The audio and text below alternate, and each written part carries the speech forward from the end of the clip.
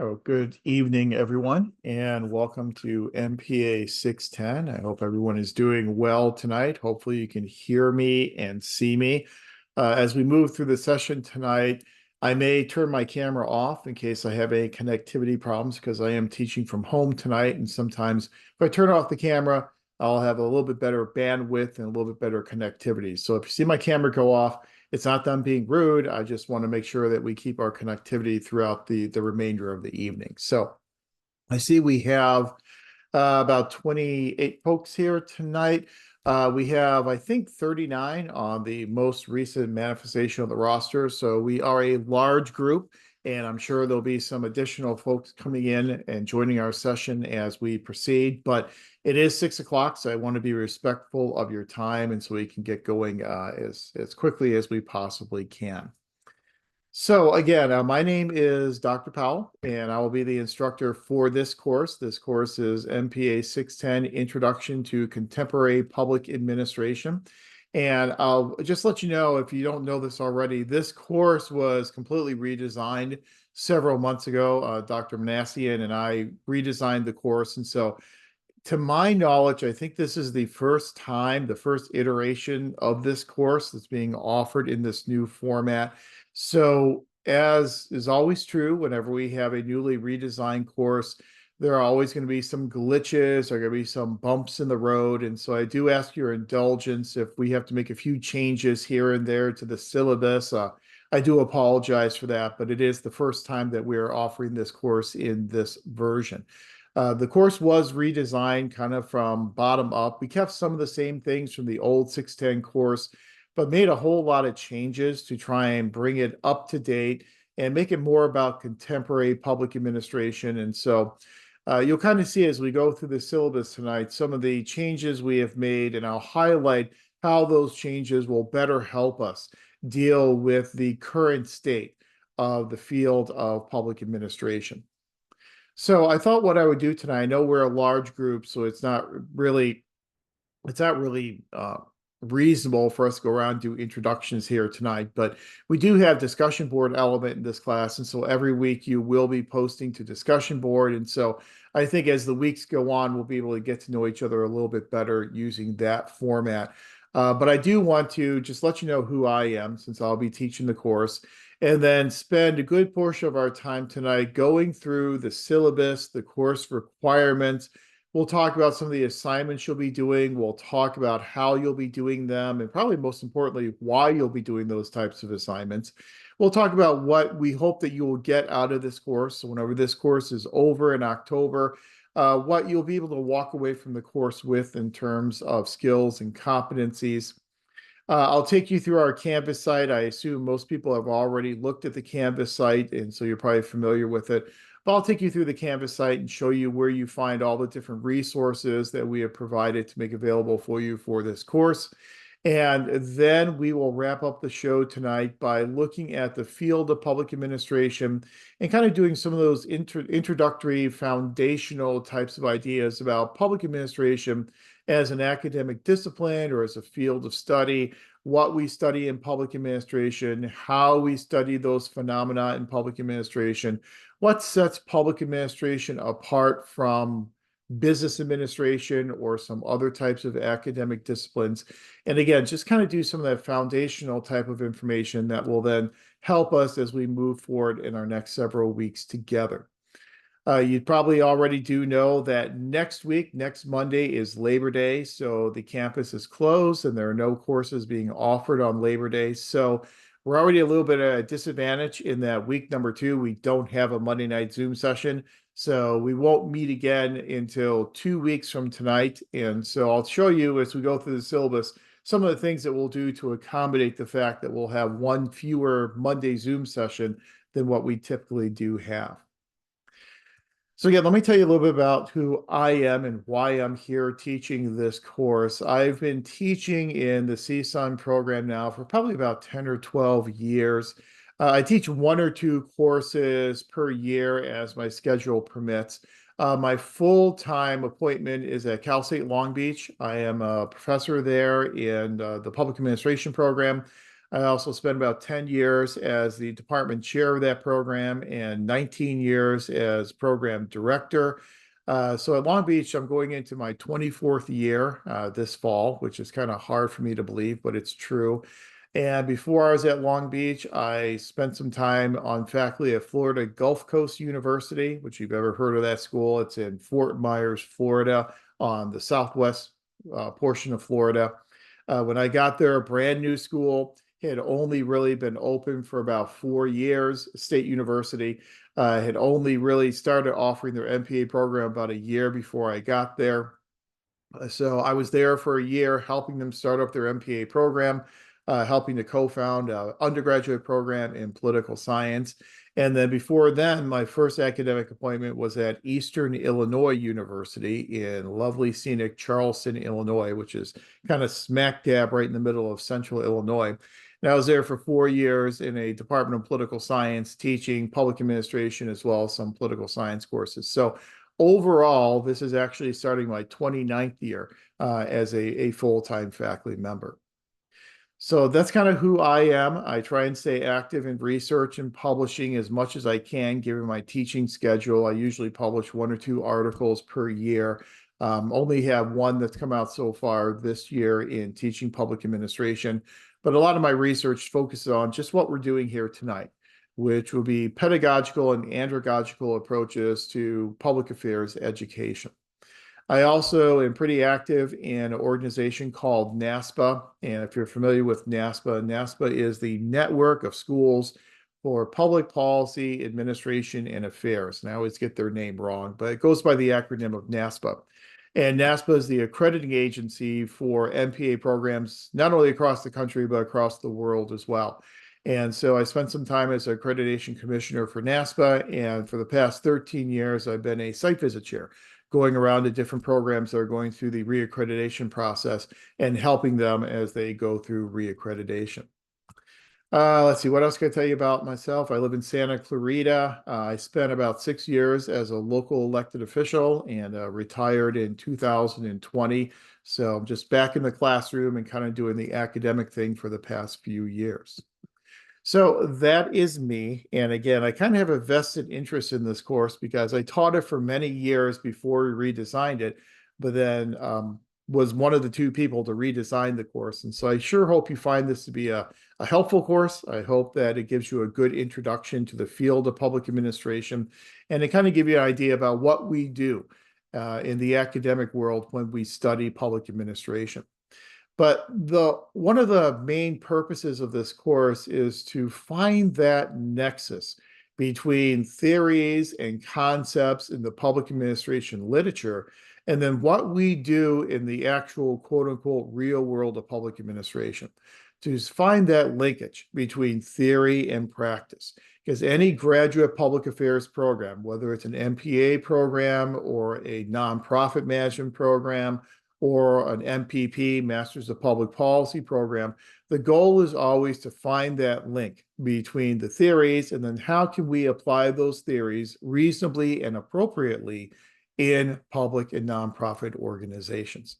And you'll see as we go through the syllabus and the discussion of the course, most of the assignments are designed with that in mind to allow you to apply these theories to your organization or to organizations that you are interested in, organizations you may want to be part of one day, either in the public or the nonprofit world.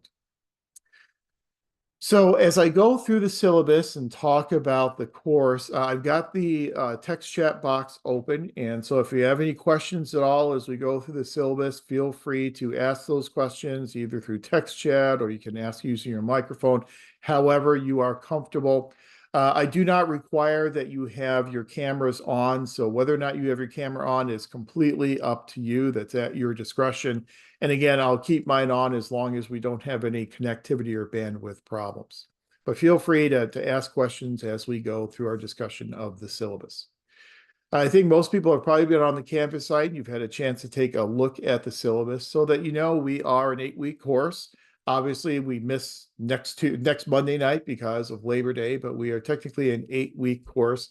And the course is designed, it will keep you somewhat busy because we do have several assignments that we'll be doing throughout the course. And I'll walk you through all those assignments and show you what you'll be doing and what the expectations are for each one of those assignments. By far, the best way to contact me is via email.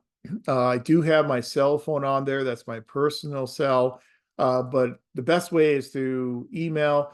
I check my email multiple times per day, and you will certainly get a response within 12 to 24 hours if you shoot me an email with any questions that you have. My official office hours are 4 until 6 on Monday, so just before we start this class. And I will then be on my email during that time. So if you need to contact me during that time, you'll get probably a much quicker type of response. Let me scroll down a little bit and let's talk about some of the basic elements of the class. What's the class all about? And then really highlight some of those learning objectives that we have designed for this course. Now, I'm not going to read through the syllabus word for word. It's on our Canvas site. You've probably looked at it already. You can go through it word for word at your leisure after class is over. But I just want to pull out some of the highlights and talk about some of the highlights of the course I think we all need to start the course on the same page here in week number 1. So the course really is very much designed to look at the world of public administration and how the world of public administration operates within our system of American government. Now, we are going to focus on certain aspects of public administration. We'll look at things such as federalism and intergovernmental relations and what they mean for the work we do as public administrators. We'll look at things such as jurisdictional challenges. We know that it's somewhat unusual today for a policy to be implemented solely by one organization. And typically, when we are implementing policies and programs, that implementation is usually being done through collaborative networks of organizations. So we'll really look at what those collaborative networks mean for some of the challenges in terms of jurisdiction. So if you have a partnership between a state agency and a local agency, what does that partnership then mean for the powers and the responsibilities of each of those levels of government?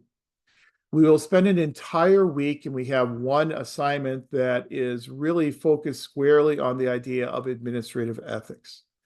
We'll talk about the higher accountability standards that we have here in the public and nonprofit sector, some of the reasons why we have those higher accountability standards, and then what we have done about it and how we make sure that we can hold administrators accountable for their actions. We'll talk about collaborative leadership. So we'll talk about how we lead public and nonprofit organizations. We'll talk about how we manage resources, such as human resources and fiscal financial resources. We'll talk about organizations and organization theory and what the public administration literature tells us about how we study organizations. We'll talk about policy making, policy formulation, as well as policy implementation. We'll talk about the role of the community and citizens in the work that we do in our public organizations as public administrators. So there are a lot of discrete topics that we will be covering, but the primary goal of the class is to give you a good graduate level introduction to the field of public administration and how we study public organizations and the behavior of public and nonprofit officials. Where I really do want to focus your attention, though, are on these course learning objectives, because these objectives will really show you what we hope you will leave the class with. So once the class is over and you have left the class, you should be able to do the following. You should be able to demonstrate an understanding of the field of public administration and the unique roles of public and nonprofit management within the context of the American political system. One of the primary differences between public administration and private administration is the environment, and especially the political environment. When you are doing administration in a political environment, you need to be mindful of the influences of being in a democratic republic like which we have with our system, the influences of working with multiple levels of government like we have in American federalism, the implications of serving what we call many masters in public administration, in that we serve a legislature, we serve an executive branch, and we serve a judiciary. So the environment really does become very political, and we'll talk about that political environment. You should also be able to identify the differences between public and private administration and how these differences influence the actions of public administrators. One of the articles that's assigned for week one, and I know I'm not expecting you to have any of the readings done tonight, so you don't have to worry about that. But one of the articles I will talk about tonight that you can then read throughout the week is an article by Graham Allison. And it's article, I believe, number 36 in the Shaffer's Classics of Public Administration text. And in that article, Graham Allison talks a lot about some of the similarities and differences between public and private organizations. And the essential argument that he makes is that public and private organizations are similar in what he refers to as unimportant respects. They are similar in terms of their functions.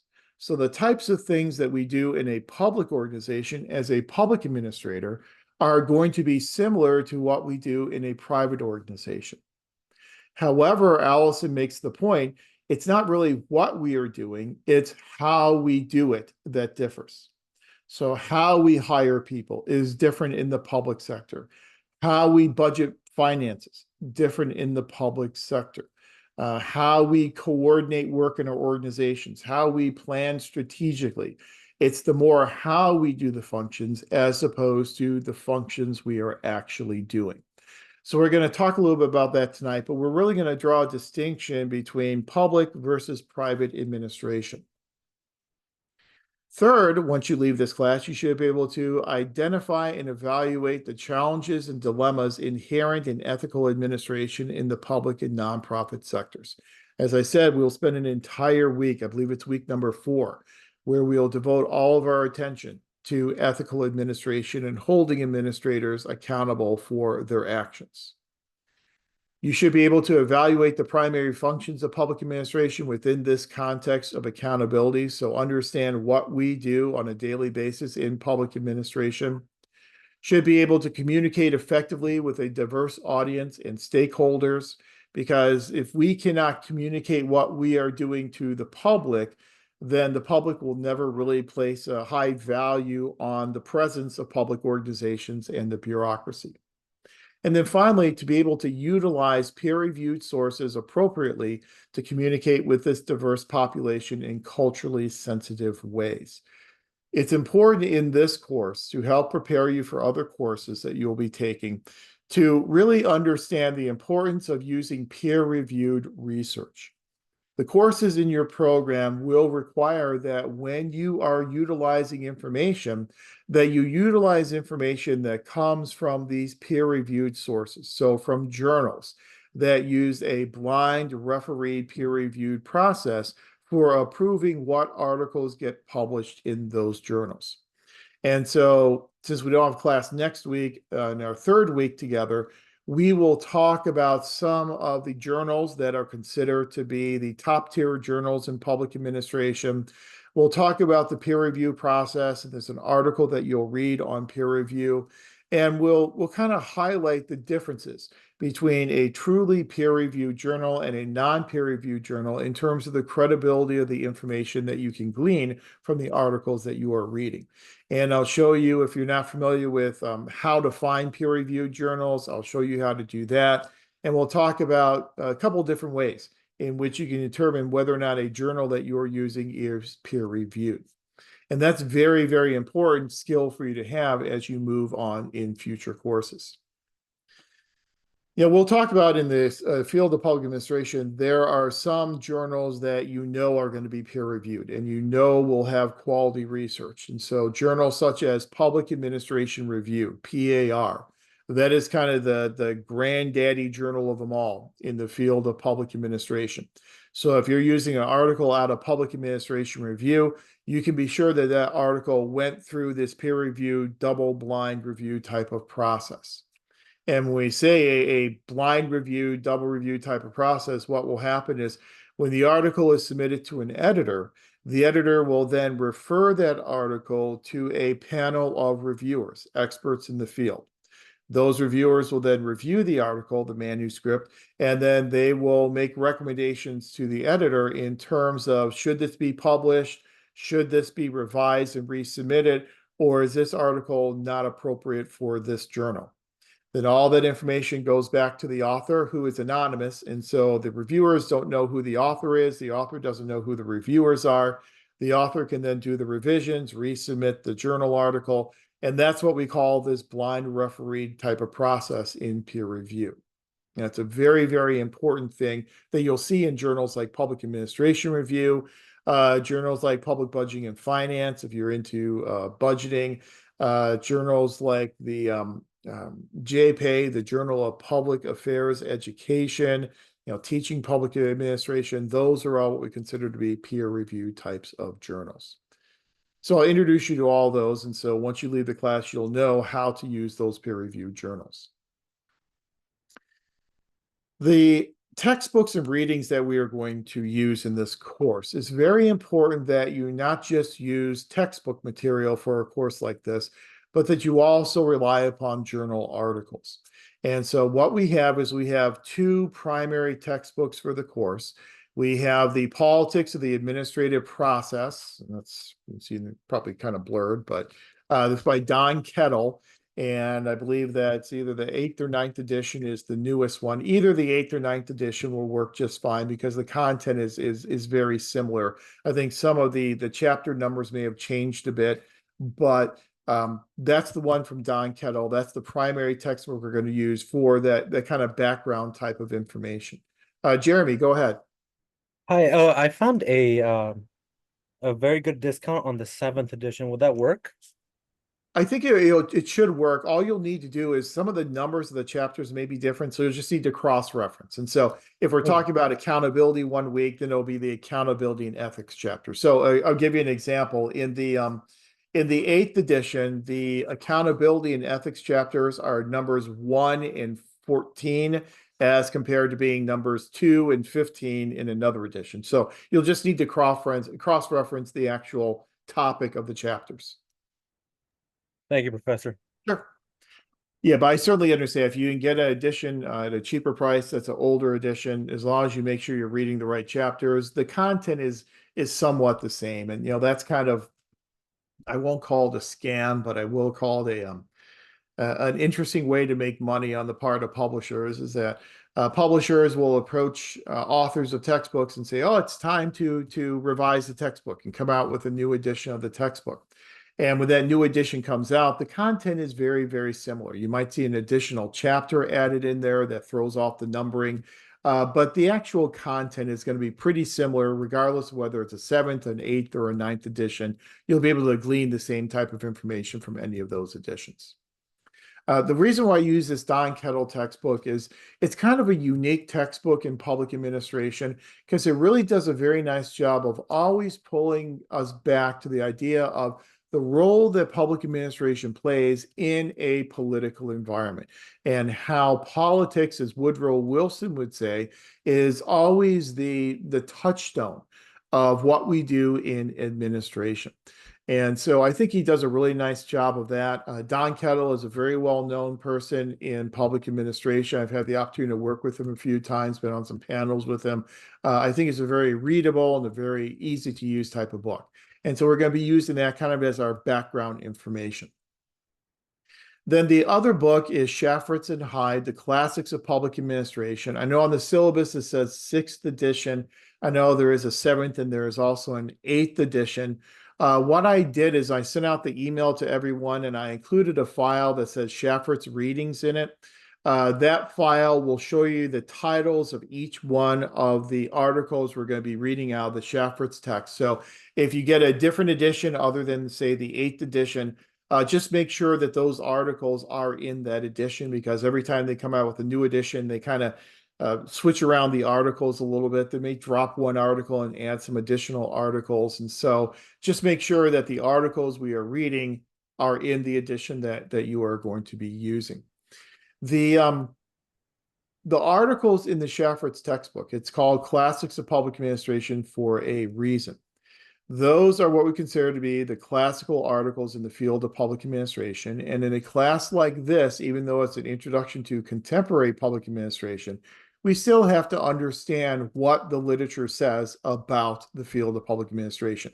So some of the articles in the Shaffer's text will take us back to, the 1887, like Woodrow Wilson, that article number 5, his study of administration. Some of the articles are a little bit more contemporary, but those are kind of considered by Shaffer's and Hyde to be the classical articles in public administration.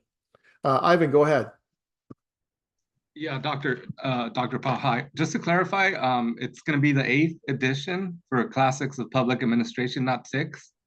Yeah, I think the 8th edition is the one that has all the articles that we're going to be reading in it. So the 8th edition, but if you do get the 6th edition, that's probably going to work just fine. You'll just have to make sure that, you kind of cross-reference. And that's why I provided that file for you. So you not only have the numbers, but you also have the names of the articles because, the numbers may change between different editions, but the names of the articles will remain the same. So just do that cross-reference of that file to make sure it's got the articles that we'll be reading. Thank you. Sure. And I think it's important that you have this direct exposure to these articles. It's one thing for me to talk about the classic articles in class.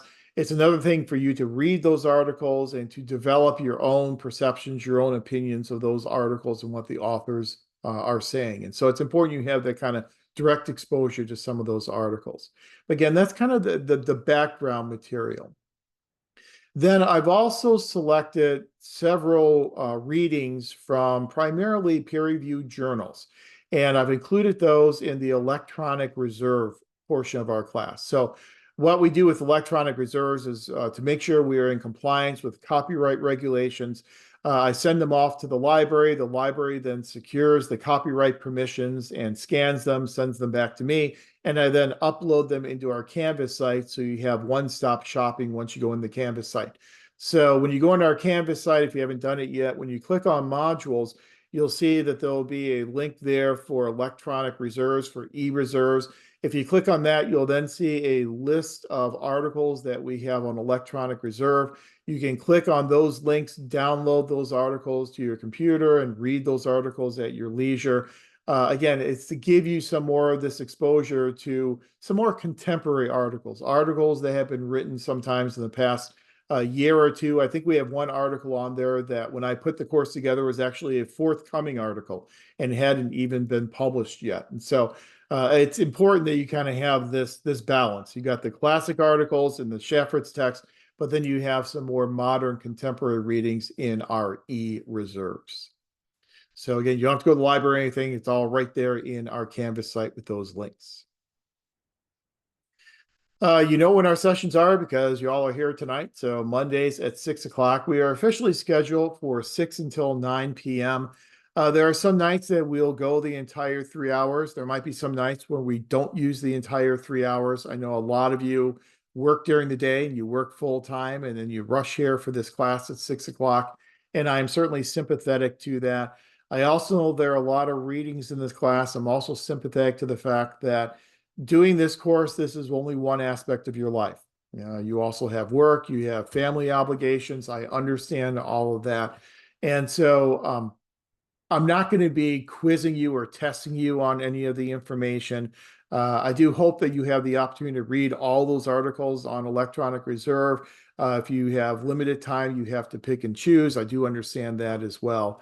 But I also understand that doing 3 straight hours on a Monday night sometimes can be a little difficult, especially in an online environment. So there are some Mondays we'll go till 8:30 or 8:15. It really does depend upon the material we're covering and how quickly we are able to cover that material. Admittedly, in a class like this, when you're talking about contemporary public administration, there's a lot of ground to cover. There are a lot of things to read. There are a lot of theories to talk about. And so we do cover a lot of ground in this course, and we do it very quickly in about 8 weeks. However, I also know that I'm not going to keep you here to 9 o'clock just to keep you here until 9 o'clock. All of our Monday evening sessions will be recorded. This one is being recorded if I set it up right. And each one will be recorded. What I usually do with those recordings is after the class is over, I will then upload them to YouTube. That allows me to then add captions to them, which are sometimes a little bit more accurate than the captions we get from Zoom. And then I will add them as a link onto our Canvas site under each one of those respective weeks. So they can always go back and rewatch any of these Monday night sessions at any time you would like to. If you are going to have to miss one of our live sessions on Monday night, I understand that as well. I know sometimes, depending if you're working for a city, I know I've had a lot of students who work with city councils. Some cities will have their council meetings on Monday nights, and so therefore you have to support council on those meetings. If you're in a situation where you cannot be in our live Zoom session, then all you need to do is just let me know, just shoot me an email and say, I've got this going on, I'm not going to be able to attend. Then you can watch the recording that I'll have up on our Canvas site. And then in order to earn the participation points for that Monday night session, all you'll need to do is then add an additional 2 responses to the discussion board post. And I'll talk about that in a second, but every week in discussion board, you'll be responding to an initial prompt that I provide for you. And then you'll also be responding to 2 of your classmates' posts for full credit for that week. If you are not able to attend our Monday session, then you can make up for those points by responding to 4 classmates as opposed to 2 classmates. And that will help you then make up those points that you may have missed by not being in the live Zoom session.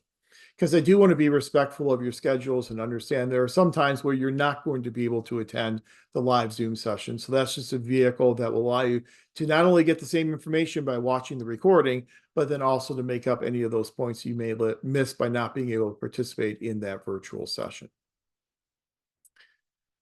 I'll leave this for you to read, the virtual classroom guidelines, the online discussion forum guidelines. So I'll let you read that all on your own.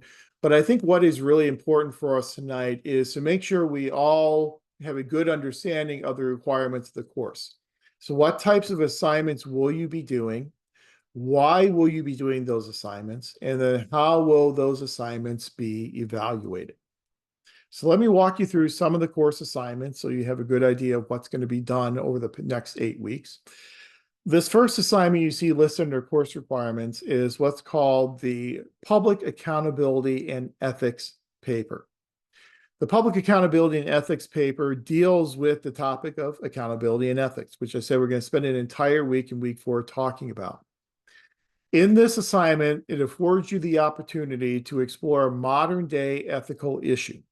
So you have an opportunity to describe an ethical issue, the types of accountability involved in that issue, how the issue was addressed by an organization, and then how you would have addressed the issue if you were in that situation.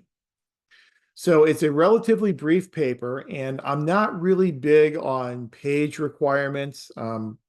You'll find out I'm much more interested in the quality of the work as opposed to the quantity of the work.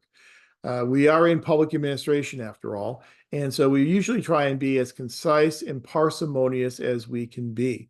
Our memos tend to be relatively short. We get to the point very quickly because we've got a lot of moving parts and a lot of other things going on. So we are different in that regard than perhaps an academic discipline like history. When I was in the undergrad level, I double majored in political science and history, and so I did a lot of history writing. Then when I got to graduate school, I started doing work in public administration. I learned very quickly the importance of parsimony. My very first paper in my doctoral program was about 80 pages long. I was very proud of it. I was so proud of it that I went uptown in the little college town I was in and had it bound and turned in this bound 80-page paper.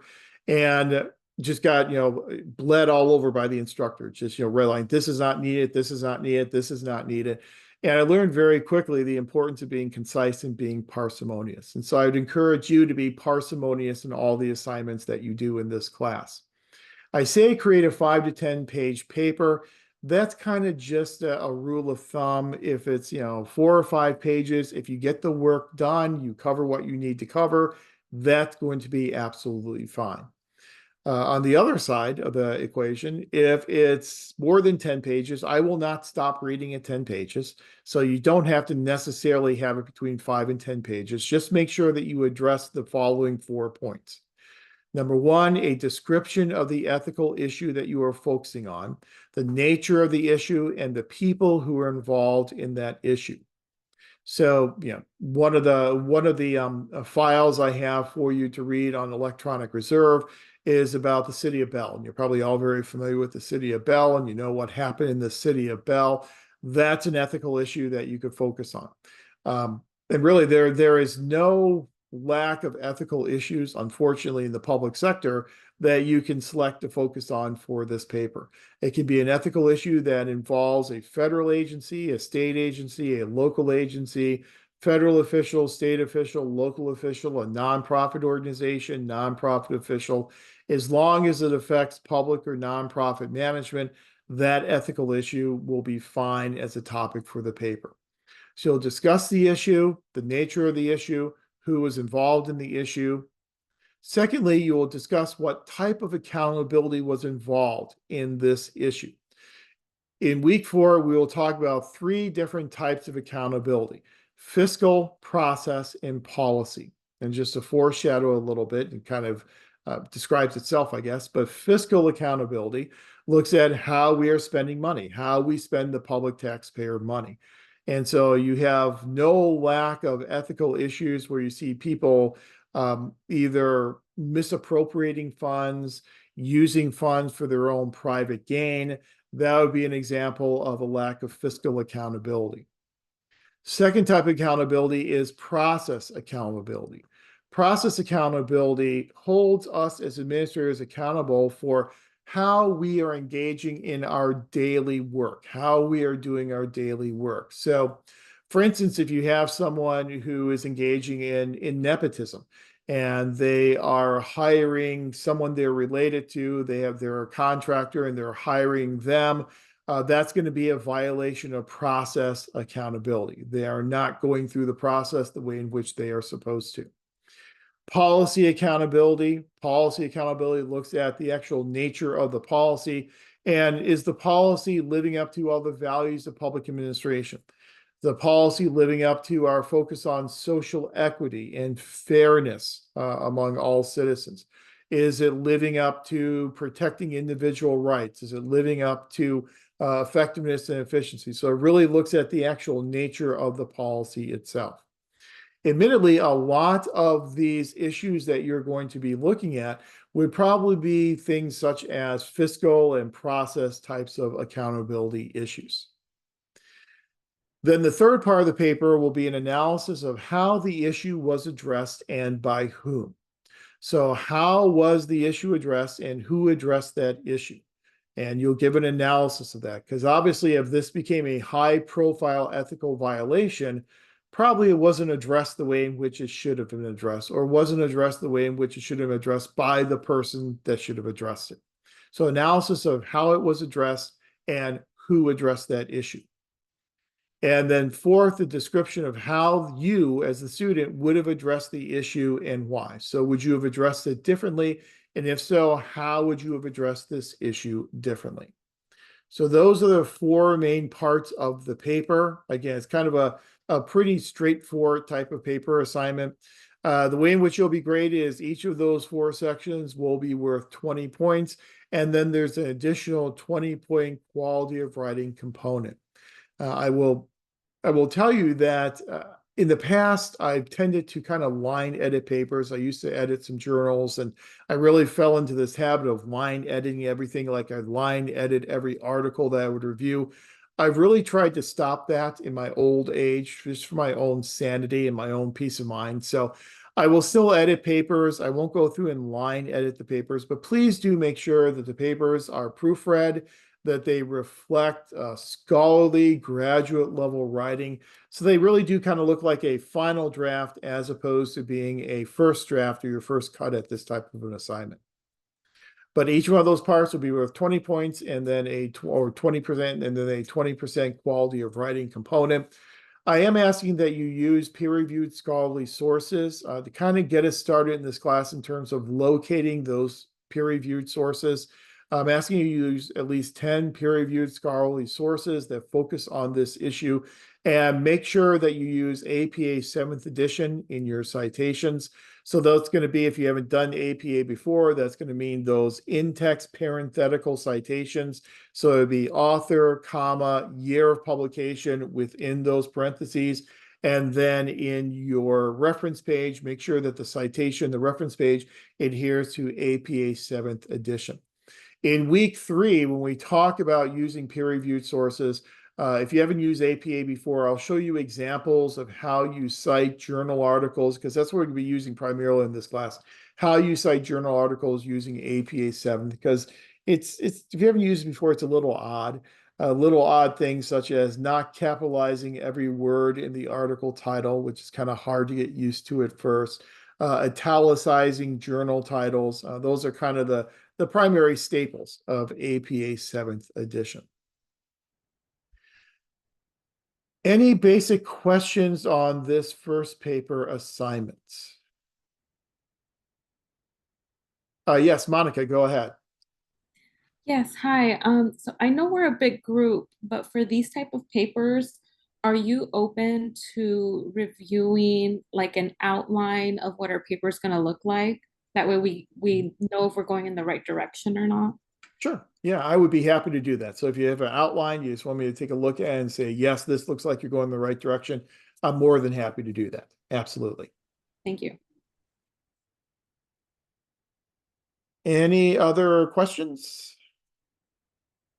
I'm sure some questions will emerge as you start working on it. So this is not your only chance to ask questions. If you have any questions at all as we proceed toward the due date, which is September the 22nd. And one of the things about my due dates is my due dates are always at midnight. And so essentially 11:59 and 59 seconds PM.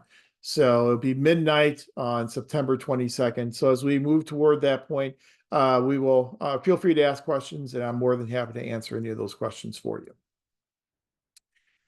Now, this next assignment is kind of, if you haven't done this before, is kind of push you a little bit in terms of using presentation types of software. This is a multimedia assignment. So in this multimedia assignment, what I'm asking you to do is to develop a task force that will address an issue or a problem that's faced by contemporary governments and public or nonprofit agencies. So, think about, if you're working in an agency, think about a problem that your agency is facing or that your local government is facing. And based upon that issue, create a task force that could help address that issue, that could help try and mitigate that problem or that issue. So for this multimedia assignment, what I'm asking you to do is to create a multimedia presentation of this new task force to address this current issue or this challenge that's faced by a government or nonprofit organization. The choice of the issue is completely up to you, but it should be a contemporary issue that affects the work of public and nonprofit administrators.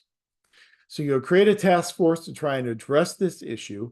And in creating the task force, you should provide the following in your presentation. The purpose of the task force. So you'll tell me this is the name of the task force and this is the purpose of the task force. The agencies, public and or nonprofit, or maybe sometimes private as well, that would be involved in this task force. Usually when we create these task forces to address issues, we are usually involving multiple organizations, multiple agencies, sometimes across different sectors. So what agencies would be involved in this task force? What are the roles of these different agencies that are involved in the task force? How the task force will be staffed in terms of how you'll recruit people, the types of positions you would need to recruit for in order for that task force to do its job. Where the funding will come from for this task force. Is this task force going to be relying primarily on seeking out grants? Will this task force actually be something that's within a government agency, so therefore it will get a line item in an appropriation bill? How will this task force be funded? And then how can you then evaluate the effectiveness of the task force? How do we know when the task force has accomplished its goal? How do we know when the task force has successfully addressed this problem or this issue? So, an issue could be something like, homelessness. We see this all the time at the local level. Local governments are always struggling with the issue of homelessness, and we oftentimes create task forces to deal with homelessness. Well, what type of task force would you create to deal with this issue of homelessness? And so it needs to be an issue of relevance to contemporary public governments, public organizations, and your task force will then be designed to try and address that issue or that problem. Now, I'm calling this a multimedia presentation because what I'm hoping you will do is you will have a narrated presentation. So if you've used things like Prezi or Screencast-O-Matic before, you're certainly welcome to use those. Most people will do a narrated PowerPoint, and so they'll create a PowerPoint, then they will narrate that PowerPoint, put in an MP4 type of file and then submit that. That's a very common way that folks will do it. Some people like to start up a Zoom session and record a Zoom session of them kind of doing their presentation. That's another way that you can do it. You're allowed to use any type of presentation approach that you are comfortable with. I'm just hoping that it won't be a static presentation, meaning that it won't just be, here are my PowerPoint slides, but it'll actually be a narrative presentation where you talk us through your task force and you give some details, some flesh on the bones, if you will, through your narration on that task force. So there are essentially 6 different points that you'll have to hit on in your presentation. Each one of those parts will be worth 15 points for a total of 90 points. Then the remaining 10 points will be on the overall quality of the presentation. How professional is the presentation? How seamless is the narration for the presentation? It'll be a 10-point kind of quality of presentation component. That one you've got some time to think about and to work on. That one is not due until the end of week 6, October the 6th at midnight. And so you got some time before that one is due. But that is what we're calling our multimedia presentation assignments. Any questions on that? Okay. Professor, I have a question. Sure, go ahead. Sorry, can you scroll up to the previous page with the grading? Yeah. Thank you so much. So number 2, the agencies that it would be involved in the task force, are we making them up or are we actually using agencies that are current? Usually you're going to use agencies that are actually current, that actually Okay. exist. That is true unless if this is a problem that's like facing your organization, you're not comfortable talking about your organization, that would be a different situation. I don't want you to be uncomfortable talking about your organization in a presentation. So if you're not comfortable doing that, you can kind of create, realistic organizations. But for the most part, there'll be actual organizations that exist. Okay, thank you so much. That's a good question.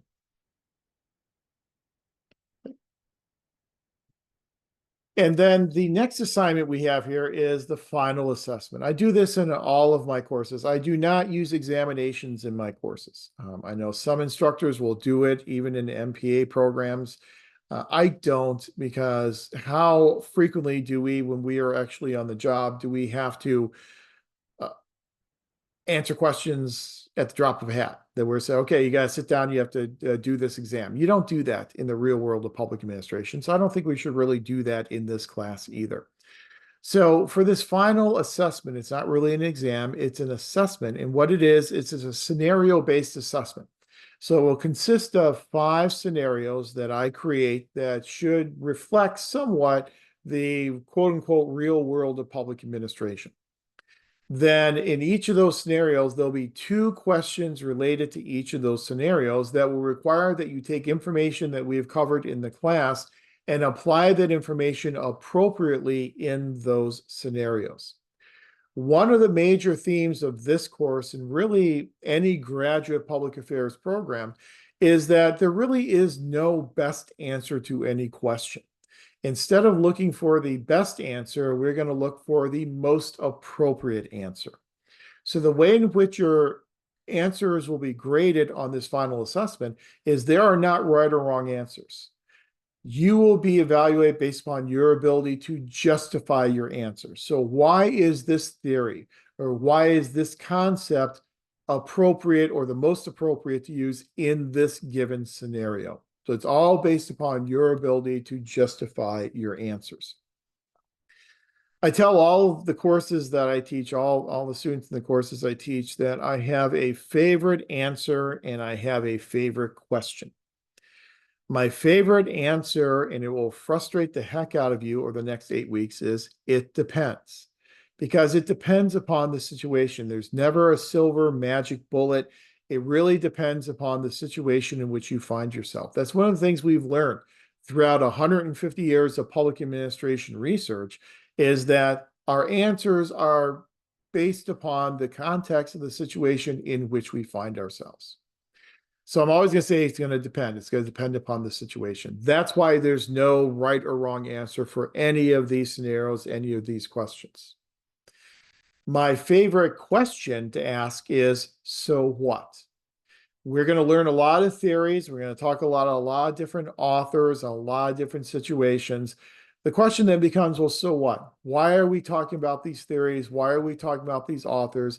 They need to have some practical import for what we do in the world of public administration. And so you'll see as we go through our material every week, I'll oftentimes ask the question, okay, that's a great theory. Well, so what? How does it help us? How does it help you in your organization or you as a public administrator?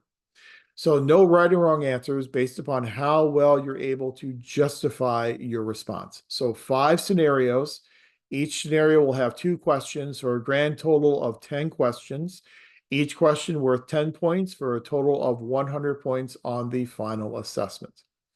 The final assessment is provided on the Canvas site, which means you can work on it at your leisure. You are allowed to use all the material from the class, notes from our sessions, PowerPoint slides from the readings. You can use all the information at your disposal in order to answer those questions. So you can work on that really throughout our entire term together if you would like. We have that due the end of week 8, so our last day of class, which is technically October the 18th. You can be very parsimonious in your answers as well. And so you don't have to write a dissertation or a thesis for each one of these. A couple paragraphs for each one of the questions will certainly be enough to suffice. And so be as concise as you can on the final assessment. Then our next group of assignments will be for our discussion forum. Now we will have a discussion board forum for each week of our time together. And in each one of those discussion forums, I will post an initial prompt to you. You will then respond to my prompt. Your response to the prompt should again be parsimonious. So we're looking at maybe 2, 3, 4 paragraphs will certainly be enough to get the job done. And then in addition to your response to my initial prompt, you'll then also respond to at least 2 classmates per week. If you were not able to attend the virtual classroom session that week, then you'll need to respond to 4 classmates as opposed to 2, so you can earn back those points. The schedule I've laid out here for our discussion forum postings, the pattern will be your initial response to my initial prompt is due by midnight on Thursdays. So your first one is due by midnight this Thursday.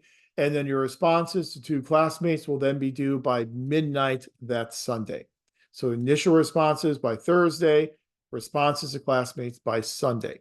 And the reason why I do that is because I want to make sure that we're posting early enough in the week so that people have something to respond to.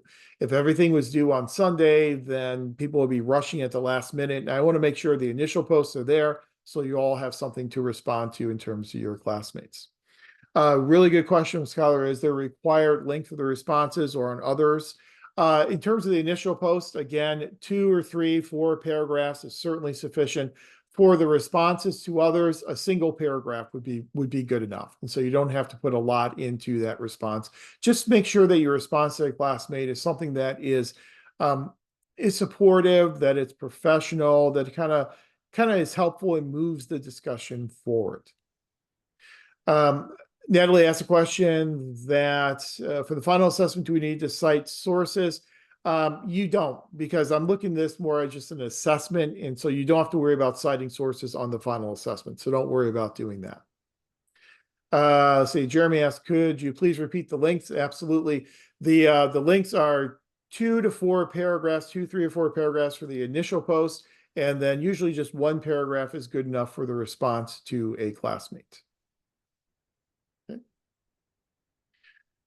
So for the ease of consumption, I guess you'd say, what you'll see here is I have a little chart there that will lay out for you the due dates for the initial and the response posts for each one of the weeks in our discussion forum. Again, Thursdays and then Sundays for the responses.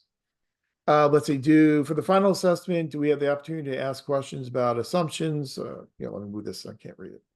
For assumptions, for a purpose of narrowing the scope of the answer, sure. Yeah, when you read through the assessment, if some of the scenarios you want to ask some clarification questions on, absolutely. You can just send me an email. I'm more than happy to help kind of target you better in terms of what you should be focusing on in responding to that prompt. So yes, very happy to do that. Okay. Then the next thing you'll be graded on is, I mentioned this before, virtual classroom participation. And so we have our virtual classroom meetings on Mondays at 6 o'clock. If you cannot be here, you should reach out to me. Just send me an email, tell me that you're not able to attend. Then watch the recording and you'll be responding to 2 additional classmates. So 4 classmates' responses instead of 2 for that given week. In terms of the participation points for participating in the virtual classroom, Canvas has this nice little feature where whenever the session is over, they produce for me a report, and that report will then show me everyone who is in attendance. Sometimes I might reach out to you because if your name doesn't come up, if it comes up as like, Verizon 17 or something like that, I will not know that it's you. And so I might have to reach out and say, is this you? But if you can, make sure that your name, at least your last name or something that's identifiable for you, is in the Canvas site, in the Zoom session, so that I can then, when I see the report, see who is in attendance. And if you were in attendance, then you will get the points. If you are not in attendance, then as I said before, watch the recording and then reply to 2 additional classmates in the discussion forum. You are, as you see tonight, you're free to participate. You can participate either through the text chat feature or through your microphones, completely up to you and whatever you are comfortable with. Sometimes if you, as we're going through material, if there's something that you have some experience with and you think it might be helpful to your classmates, but it's not something that you kind of want to interject in the flow of class, you can always use the text chat and just put it in the text chat. I will always have my text chat box open. I recommend everyone in the session have your text chat box open as well, so you can kind of see what's going on there. And I've been teaching classes on Zoom now for many years. I've kind of gotten pretty good at multitasking. And so I can talk, I can look at slides, I can look at text chat and answer questions kind of all at the same time. So I work really hard at doing that. So you can use either text chat or use the microphone as you participate in our virtual classroom sessions. I'm not going to keep a running count of, well, this person spoke 2 times or put 2 things in text chat. I'm not going to do that. The participation credit will basically be, were you in the session or not in the session? And that will come to me from that report that Zoom creates for me. So our Monday evening Zoom sessions, we do lose one, as we said before. We don't have one on Monday next Monday because of Labor Day. So our next one will be on September 9th, and you can see all of our Monday evening sessions scheduled out there for you. The letter grade allocation is not mine. This is from the program. And so this is how the program does it. I will tell you that because I try to be an exceptionally nice guy, what I would like to do is have a 1% flexibility rule. So if you turn everything in on time and you give it what I like to call the old graduate school effort, if you come in within 1 percentage point of a higher grade, I will give you that 1 percentage point boost up to that higher grade. But to get that 1 percentage point flexibility, it means you have to turn everything in on time, be a participant in the class, and then you get that 1 percentage point boost. Okay, so the course schedule. What topics will we cover and when will we cover those topics? Well, obviously tonight we're doing the syllabus, we're doing course expectations and course requirements. And then when we're done with all this, then we will talk about the field of public administration. We'll talk about public administration as either an academic discipline or just a subfield within another academic discipline. We'll talk about the unique values that underpin public administration. We'll talk about the evolution of the study of public administration. And we'll talk a little bit on that, but we'll talk more about that in future courses as well. And then we'll also talk a little bit about this designation of what we consider to be the new public administration as compared to the old or traditional approach to public administration. In terms of your readings, you've got a couple of chapters there in the Kettle textbook. And then in Shaffritt's, we have 3 classic articles in the Shaffritt's textbook. We have article number 5, that is the Woodrow Wilson Study of Administration article. That article is kind of seen as the real classical article that kind of created this idea of the need for a study of public administration. If you've had public administration courses at the undergraduate level, I'm sure you've read the Woodrow Wilson article. We will talk about the Woodrow Wilson article tonight, so I'm not expecting you had any of this reading done for tonight, so don't worry about that if you haven't read these. We'll talk about them tonight, and then you can read them between now and we get together again in 2 weeks. So that's number 5. Number 6 is the Frank Goodnow article on public administration, another one of those classic articles. And then number 36 is that Graham Allison article that I referenced earlier, looking at the similarities and the differences between public and private sector organizations. I think the title is something along the lines of public and private management. Are they alike in all unimportant respects? So those are the 3 articles out of the Shaffritt's textbook. And then we have a Kenneth Meyer article that's on eReserve, on that link on our Canvas site. Proverbs and the Evolution of Public Administration, to kind of give you a good overview of how public administration, the literature has evolved over the years and how we've kind of tried to move away from proverbs or universal assumptions and move more to a more contextual, contingency-based way of studying our organizations. For your discussion forum here for week number 1, public administration field of study or academic discipline, that should say or academic discipline. For this discussion, you will respond to this prompt, and your response again should be parsimonious, 2, 3, 4 paragraphs, in which you identify ways in which our study of public administration has changed over the years. Would you consider today's study of public administration to be an academic discipline? Why or why not? We will talk about the information that you need in order to respond to that discussion forum tonight. So before we're done tonight, you'll have all the information you need to then respond to that discussion forum. Then respond to 2 of your classmates' posts. Again, those should be short. A paragraph or so is certainly sufficient for each one of those responses to a classmate. That's a good question, Destiny. For the discussion post, do we cite the readings in APA 7th edition? Certainly, if you're using something that is not common knowledge, you can go ahead and cite that at the bottom of your post. I'm not going to deduct points if it's information that you are using that comes from the readings that we are all doing.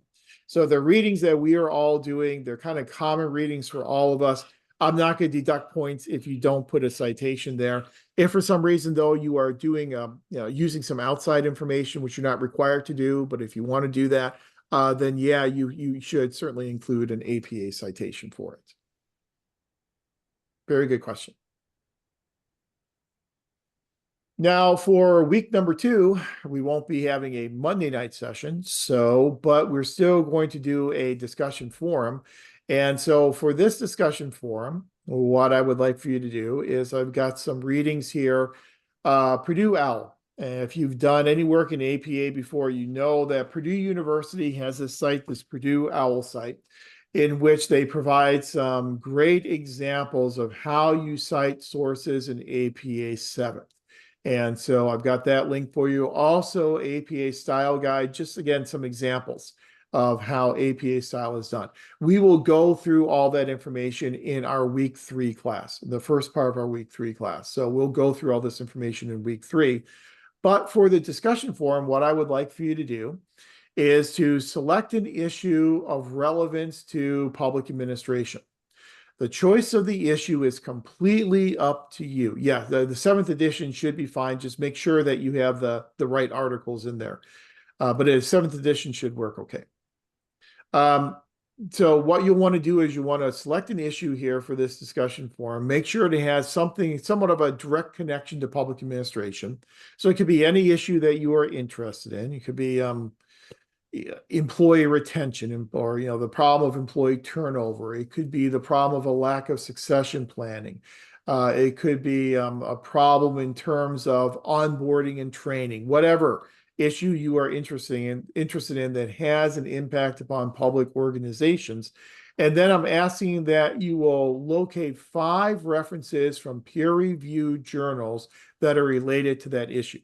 So I'm hoping that you will do in this discussion forum is provide the citations in APA format for those 5 journal articles, and then give me a really brief description, emphasis on brief, of how you found those sources. So, what databases you use. Do you use PAIS, or what database you use through the library to find them? What types of keywords you may have used, and why you consider those sources to be reliable sources. Chances are they're going to be reliable because they're from a peer-reviewed journal. So not to bury the lead or spoil the story, but it's probably going to be because they're from peer-reviewed journals. So that's going to be your discussion forum posting for week number 2. That's due in week number 2. I see that Suzanne has asked a question, can we use an issue directly connected to our job? Absolutely. Yes, you can certainly do that. And oftentimes that's good practice if you're comfortable with that, because that's something that's an issue that you know more about than probably anybody else who's reading the post. So yes, you can certainly do that. Buong Edison nagle-layoff eh. Is there another question? Okay. So that's going to be your discussion forum post for week number 2. And then in week number 3, like I said, we'll cover all that information, the first part of class in week number 3, since we don't have class on Labor Day.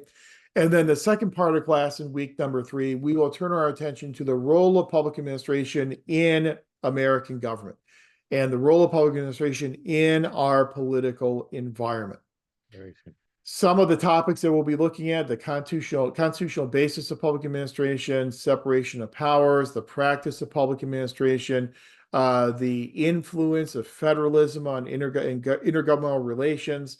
So, kind of this basic information on American government and what it means to be a public administrator and public organization within this environment of American political culture and institutions. So a lot of this information you're familiar with, especially if you were an undergraduate political science major. What we're going to do is we're going to link it then to the study of public administration. In terms of your required readings, Articles Confederation, the Constitution, which are available in our Canvas site under Electronic Reserve.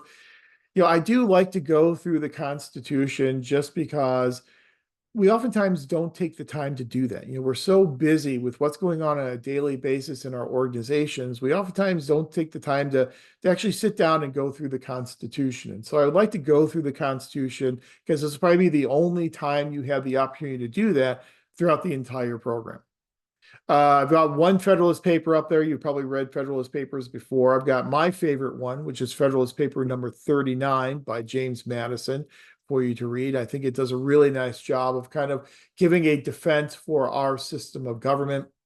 And then one article out of the Shafritz text, that one I believe is the Deal Right article, that presents us with different types of models of American federalism. Then for your discussion forum this week, for that week, you'll see the influence, separation of powers, and federalism in public administration. Discussion examining the influence of the American federal system on public administrators. How does the presence of multiple layers of government affect the work of administrators? Select one issue or policy to illustrate your points. How is this different than a more unitary system, for example, such as Saudi Arabia? There are many systems of government around the world that are very unitary in nature. How does our system of federalism with different levels of government, how does that affect the way in which we deal with issues as compared to more unitary systems of government? Then we'll move on to week number 4. And week number 4 is when we're going to look at ethics and accountability. So in week number 4 with ethics and accountability, we're going to be looking at the higher accountability standards in the public sector and what those higher accountability standards mean for the jobs that we do in public and nonprofit administration. We will look at ways in which we can make people adhere to ethical principles and the ways in which we can, for lack of a better term, enforce ethical principles. We'll also talk about some high-profile ethical cases that really serve as good illustrations of some of these ethical problems that we have seen recently in a lot of our modern-day organizations. I will introduce you to, if you haven't been introduced to it before, the American Society for Public Administration, its code of conduct, its code of ethics. We'll go through the 8 principles in the ASPA Code of Ethics. And then for your readings, you have, this is where it's a little different. In the in edition number 8 of the Kettle textbook, the chapters are 1 and 14. They're the accountability chapters. In the later edition, they're 2 and 15. So, but you're looking for the accountability chapters in the Kettle textbook. Those 2 articles in Shafritz, you don't have to do those. So we're going to take those off of our assigned readings. So don't worry about doing those, because the newer version of Shafritz, those articles have kind of gone away. And so don't worry about number 51 and 56. So just strike that from the syllabus. You don't have to worry about doing those articles. I have provided for you the Code of Ethics for ASPA. As I said, we'll look at that. And then I've also provided for you an electronic reserve article, the California city named the most corrupt town in the state.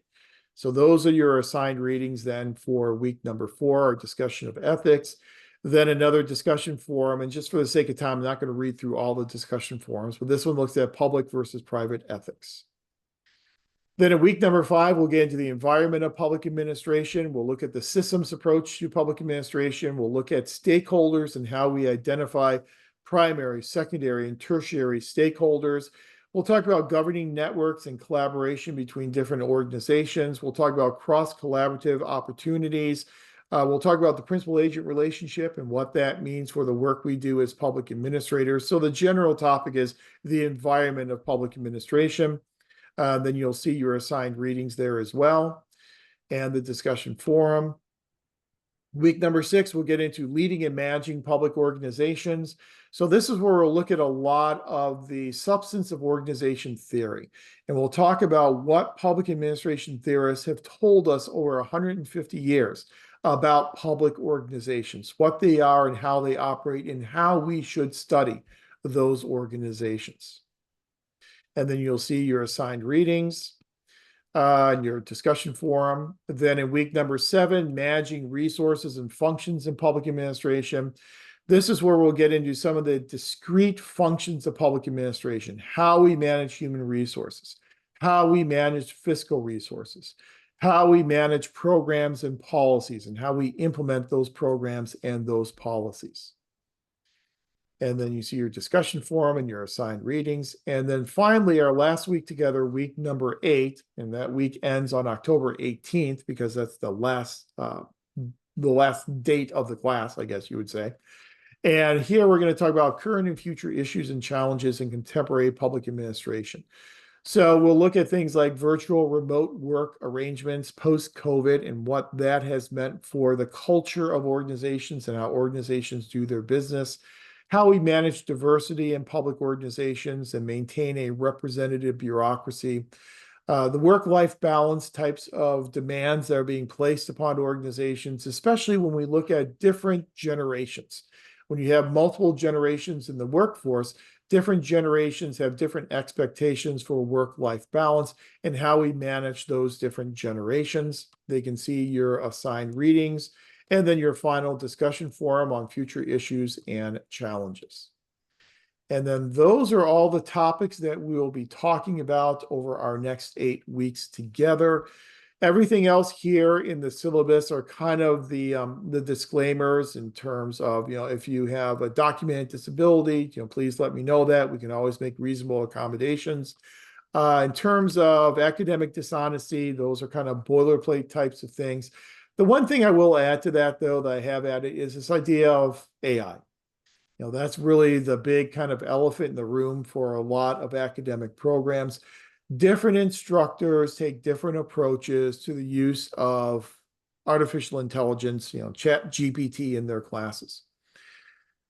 I tend to not completely foreclose the use of Chat GPT. I think it's a good thing to use for brainstorming of ideas. And so if you're trying to, think of an issue that you'll use as a subject for one of the paper assignments, I think it is fine. If you want to run that through Chat GPT and get some recommendations for issues to focus on, I think that's absolutely fine. Obviously, Chat GPT, AI should not be used for writing discussion forum posts or writing any paper assignments. That would be considered to be academic dishonesty. But for brainstorming ideas, I think it's fine. And I do think that we're going to be using more and more AI in the future of public administration. And so I think my personal opinion is it's a complete mistake to absolutely foreclose any use of AI, because I think we are going to be using it in public administration in the future. So for brainstorming, generation of ideas, I think is absolutely fine. One more thing that I will mention here is in terms of late assignments, and there's my AI policy there, but in late assignments, I usually don't accept late assignments. If you do have something, life intervenes, and something is going to have to be turned in late, I ask that you reach out to me and we can make provisions in advance. Hopefully that won't be the case, but if the assignment just gets turned in late, if I do decide to accept it, there will be a substantial penalty, usually a 10% penalty per 24-hour period that an assignment is late. But for the most part, I think we can do a pretty good job of avoiding late assignments as much as possible. And that, in a very big nutshell, is the course and the syllabus. So let me stop this share quickly. And let me share out. It's not disappear. Let me just share my screen. And let me take you to our Canvas site if we're still logged in. And let's see, it's probably going to make me log in again. There we go. You've probably already taken a look at the Canvas site, but really quickly, let me just run you through a little quick tour of the Canvas site. You all know how to get into into our Zoom sessions, so we don't have to go over that. But everything you're going to need, you're going to find in the module section.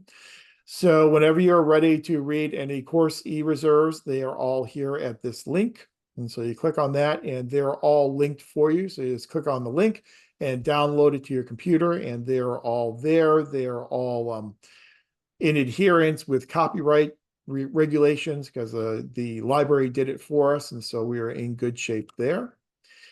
Then the syllabus is available for you as well. Then I have a little synopsis of each one of the assignments for the class available for you. Then we'll break it down by module, by week. And so this is week 1. This is module number 1. You've got your lecture here that we're going to cover in a few minutes. Click on that to do your discussion forum. And of course, this is my view, so it's going to look a little different than your view.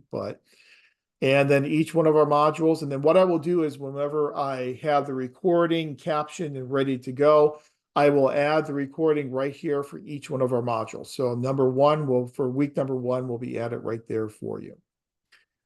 So you kind of get the idea. Everything is organized the same way for each one of the weeks of our course. So that's pretty much it. I think most of you have probably used Canvas before, so you're probably very familiar with the way in which it works. Let me do something really quick if I can move some stuff around here. Let me scroll up.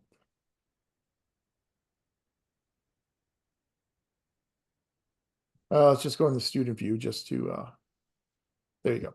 So this should work a little bit better in terms of what it looks like for you. And so this is everything that's currently available for you in our Canvas site. That should be pretty much identical to what you see whenever you log into our Canvas site. So everything's available there for you. So hopefully it's all the resources, all the information that you need in order to successfully navigate the course. Okay, let's see. Let's see in text chat. Any recommendations for software to scan our assignments, ensure wording is unique enough and the amount of quotations are within allowed range to prevent from being flagged for plagiarism. I remember doing this in my business school.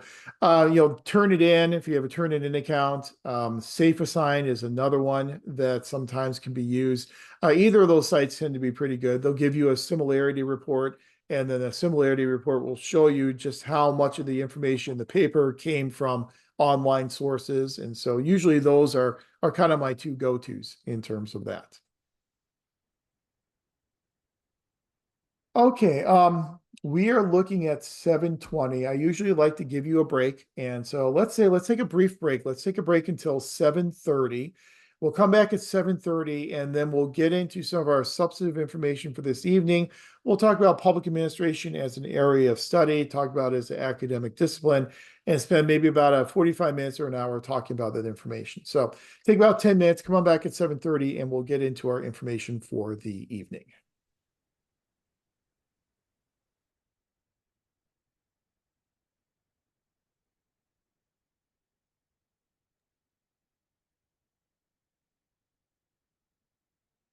Okay, welcome back. I know that was a pretty quick break, but I do want to get through some of this information tonight and then hopefully get you out of here a little bit early. That's the plan for this evening. So what I'd like to do now is just kind of talk about some of our foundational information to get us started in the discussion of contemporary public administration. Now, we do know that public administration is something that constantly surrounds us. We are completely surrounded by public administration and government. Just about every aspect of our life is touched by public administration, whether it's the roads that you drive on, or the safety regulations for the car that you're driving, or the standards for the clothes that you are wearing, or the food that you're eating, or the pharmaceutical medication that you may be taking, to the bed that you sleep on, you name it. And it's government regulation is going to touch just about every single aspect of our lives. Since public administration and government regulation really does touch all aspects of our lives, it really is very much the source of a lot of debate. When people come into contact with government on such a frequent basis, they are going to formulate opinions about government as well. Unfortunately for us who work in the public sector, many of those opinions that are formed are relatively negative opinions. But our job here in our study of public administration is to try and study ways in which we can make the implementation of our policies and programs as efficient and effective as possible, while still being held accountable to not only the elected officials who are making policies that we are implementing, but also to be held accountable to the people. One of the problems, obviously, when we have a system of civil service is that people are hired based upon their knowledge, skills, and abilities. They're hired based upon their expertise.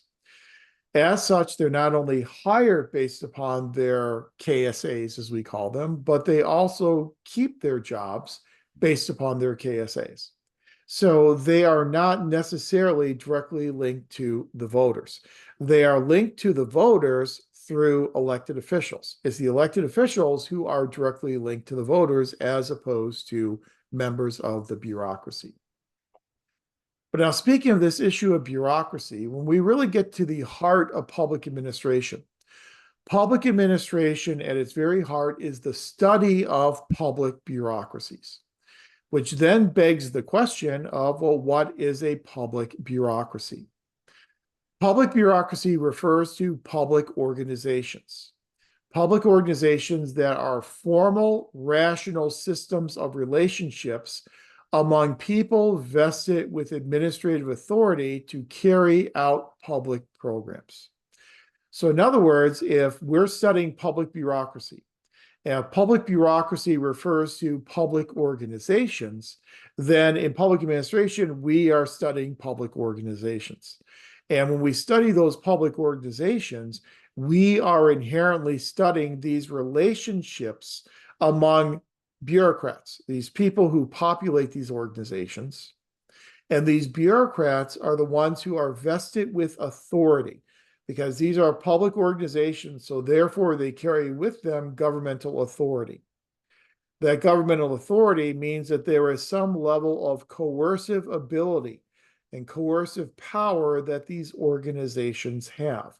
So we are going to study the actions and relationships of bureaucrats who have this authority, who have this power in order to carry out these public programs.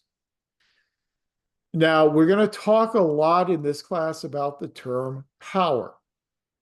So political scientists will probably tell you that power is defined as the ability to utilize resources to influence someone to do something they otherwise would not do.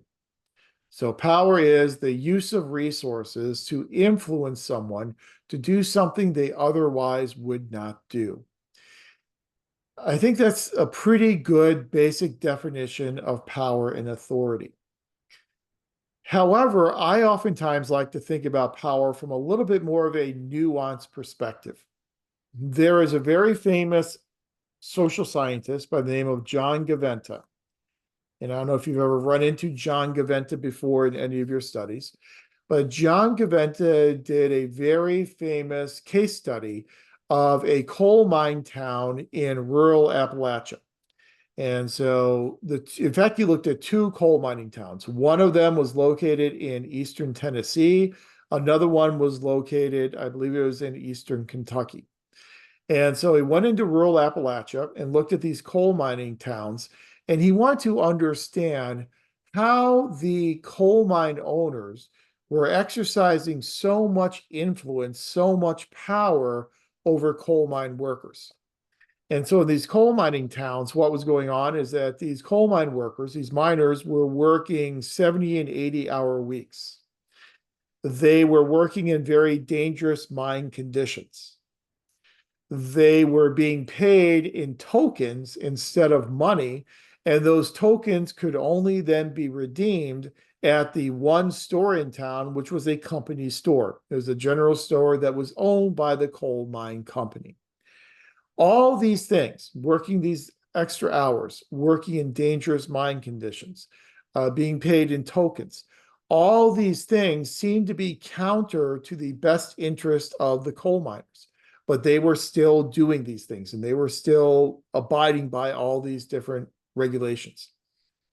The reason why they were doing it is because the coal mine owners were able to effectively exercise power and authority over the coal mine workers.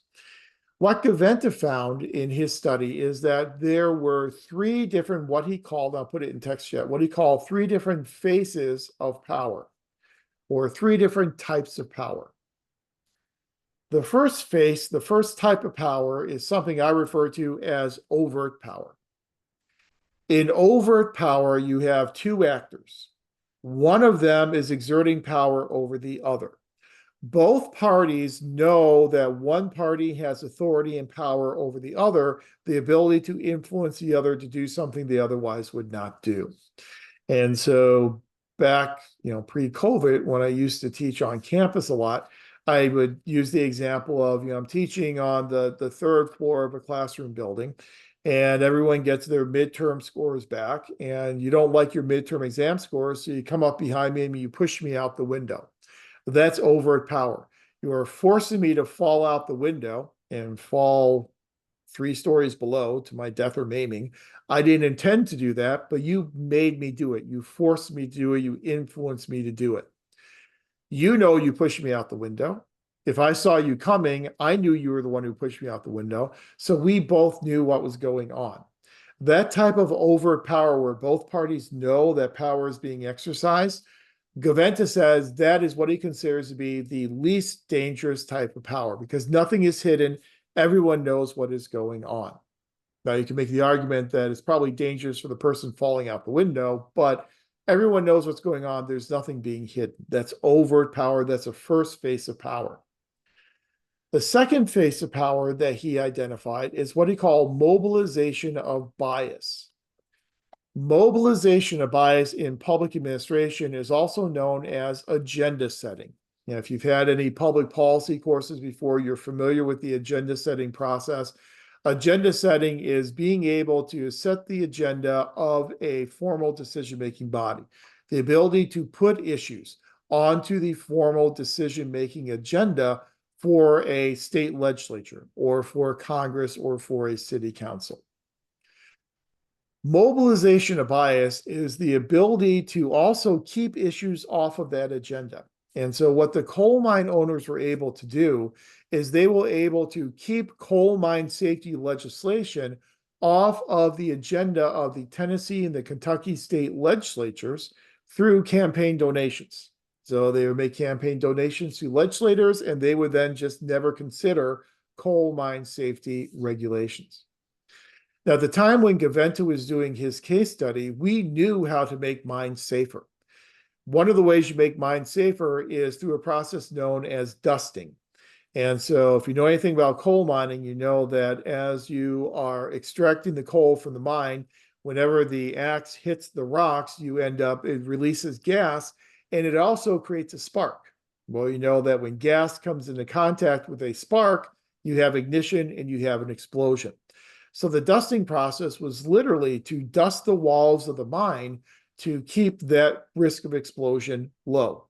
But it cost money. And so the coal mine owners didn't want to spend that money. So they didn't allow any coal mine dusting legislation to go through the state legislature.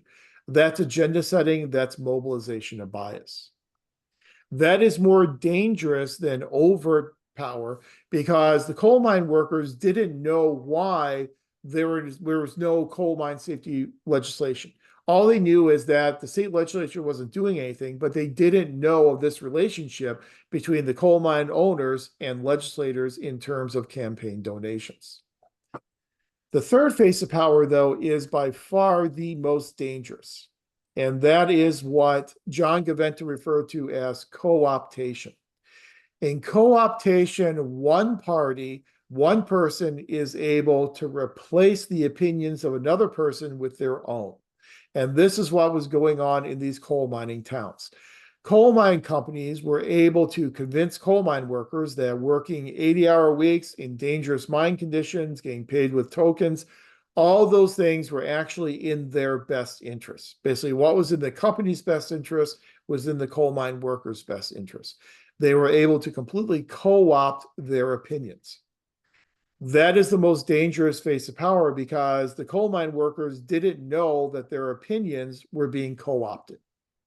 So when you don't have full knowledge and information on the part of both parties in the power relationship, that's where that relationship becomes very dangerous. So I like to just kind of use that Gaventa typology of three different types of power to illustrate that power and authority are not monolithic terms, that there are different types of power and authority that can be used at different times in different types of contexts. And as we go through our next several weeks together, we're going to return to this idea of the use of power and authority in administration, and how in some situations you see more overt power being used. In other situations, you see more agenda setting. In other situations, you may actually see straight out co-optation of opinions as the type of power that's being used. The problem when people think about bureaucracies and the power that's inherent within a public bureaucracy is that people usually have very negative connotations that they associate with the bureaucracy. Usually when people think about the bureaucracy, they think about negative experiences that they have had with the bureaucracy. And several years ago, actually, now we're probably about 5 decades removed from it, but there was a very famous book that was written by an author named Charles Goodsell, and it was called The Case for the Bureaucracy. And back in the day, my classes would read that. We don't really do that much anymore because it is a book from 1970. But Goodsell, in The Case of the Bureaucracy, made the argument that people have a negative view of the bureaucracy because they may have had 100 interactions with the bureaucratic organization. And 99 of those interactions may have been positive, but they will focus on that one negative interaction that they had, and that will then shape their entire opinion of the bureaucracy. And people really don't oftentimes make a distinction between this agency versus this agency. It's all just part of this monolithic bureaucracy. And when people hear the word bureaucracy, they usually think about red tape. They think about gridlock. They think about it being impersonal. They think about being highly inefficient. And people usually think about public bureaucracies as being too inefficient to really accomplish much of anything. But on the flip side of that, the bureaucrats are viewed as being all too efficient users and abusers of power and authority. So they see the bureaucracy itself as being inefficient, but they see administrators as being very efficient abusers of their power and their authority. So it all leads to this very negative view of the bureaucracy and negative view of bureaucrats. As we will see as we move through our ensuing weeks, that negative view of bureaucracies and bureaucrats will really have a very negative impact upon the motivation levels of many public servants. And if you're told over and over again that you're abusing your power and that your organization's not being efficient, not being effective, that's going to kind of sink in, and it's going to have negative impacts upon how we can motivate public administrators. So public administration is the study of public bureaucracies, and public bureaucracies are the study of public organizations and the relationships within those public organizations. The problem for public administration as a field of study is public administration has struggled for many years with what we call a crisis of identity, in that they've also always struggled to try and set themselves apart as distinct from private administration. And so oftentimes when people will go and they'll say, I'm getting my MPA degree, and people will hear, oh, you're getting your MBA degree. No, it's not an MBA. It's not business administration. It's public administration, because oftentimes people have trouble really differentiating those two studies.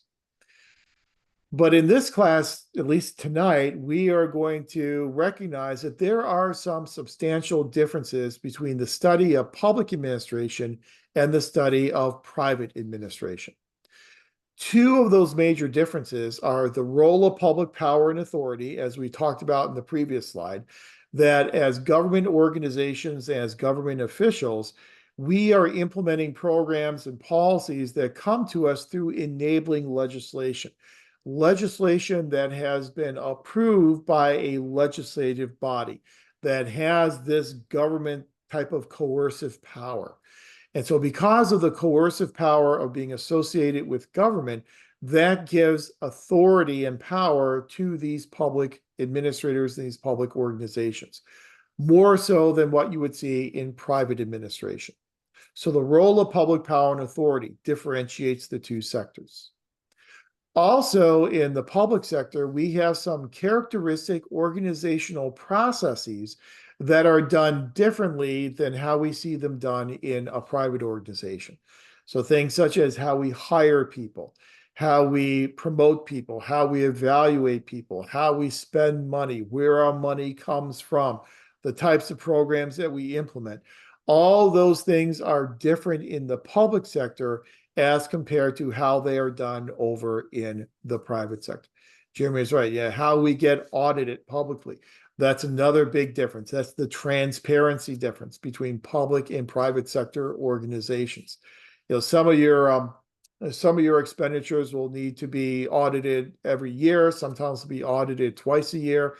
When I served on a school board, we had a school bond that we passed back in 2014. It was a $148 million school bond. And it was what was called a Proposition 39 bond, which meant that we only had to get 55% of voter approval in order to approve the bond. We ended up getting, I think, 57 or 58%, so the bond was approved. But in order to get that lower threshold of voter approval with a Prop 39 bond, you then also had to set up a citizen oversight committee. And then that citizen oversight committee would then have to commission audits twice per year, both what we call financial audits as well as performance-based audits, And those audits would have to be done twice per year and then accepted by the board, because again, that's that transparency, because we are spending the people's money. So therefore we have those heightened transparency and accountability types of expectations. A similarity, though, between public and private sector is that both public and private sector organizations contribute to policy execution. So they both contribute to the implementation and the execution of policies. Obviously, public organizations are the ones that are primarily responsible for implementing these public programs and these public policies. However, a lot of these public policies tend to be regulatory in nature.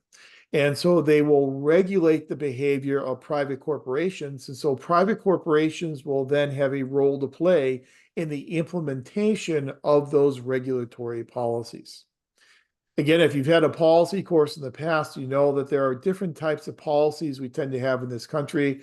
There are distributive policies, redistributive policies, and regulatory policies.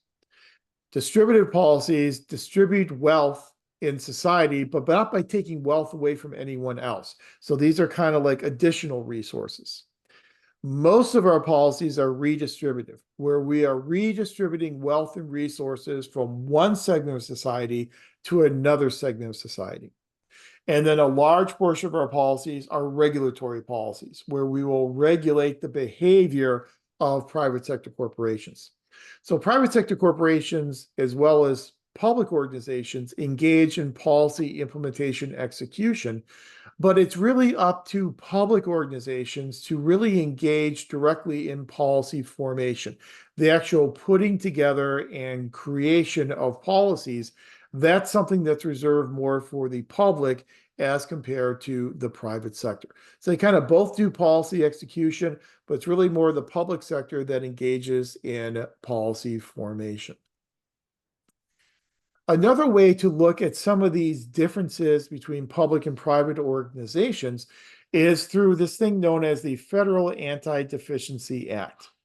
And that's correct, Monica, is that we see a lot of this through contracting and subcontracting. And most of the actual tangible things we do in terms of constructing buildings, that's going to be done through a contracting, a subcontracting process. We're not going to have our public employees out there constructing this building.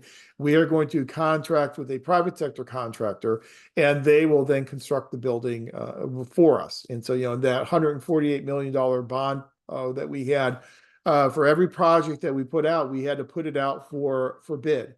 And then we would solicit these sealed bids that would come in from contractors. We would have an agreed upon time and date where all those sealed bids would be open. Those would then be open in a public forum. All the contractors were able to come and watch the opening of those bids. And then the bid would then be, the project would be awarded to the lowest responsible and responsive bidder. And here in California, not to get too much into the weeds, but with public contract code, we have two elements that are necessary for awarding a contract: responsibility and responsiveness. The bidder needs to be fiscally responsible, which means the bidder needs to be registered with the Department of Industrial Relations, the DIR.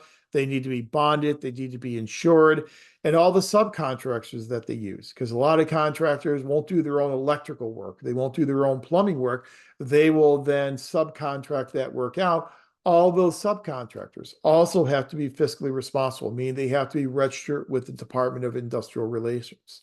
So they must be responsible bidders, and the bid also must be what's called responsive, which means that it must be responsive to all the requirements in that RFP, that request for proposals.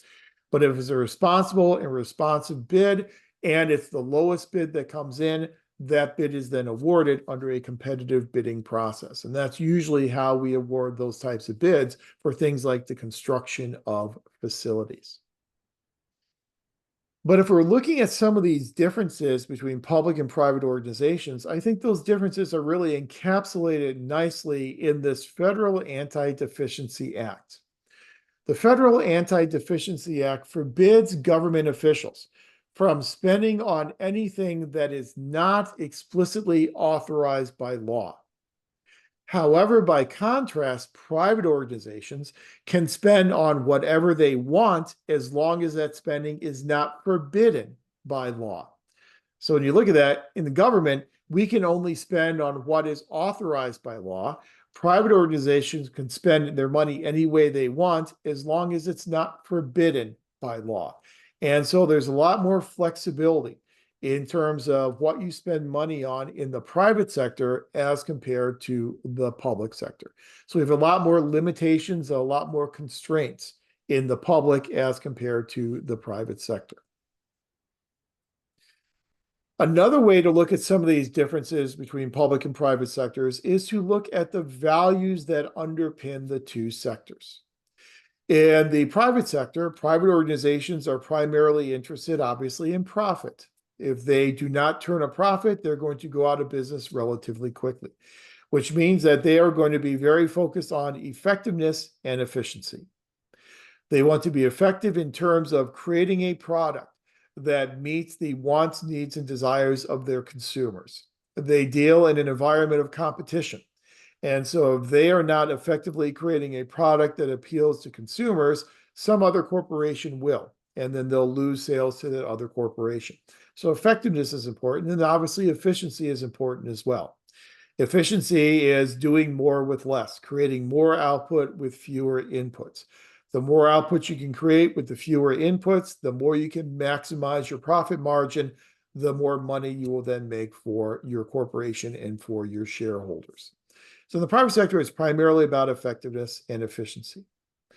Hopefully, in the public sector, we are also concerned with effectiveness and efficiency as well, but we also have to balance those two values with values such as social equity, political responsiveness, a representative bureaucracy, and the protection of individual rights.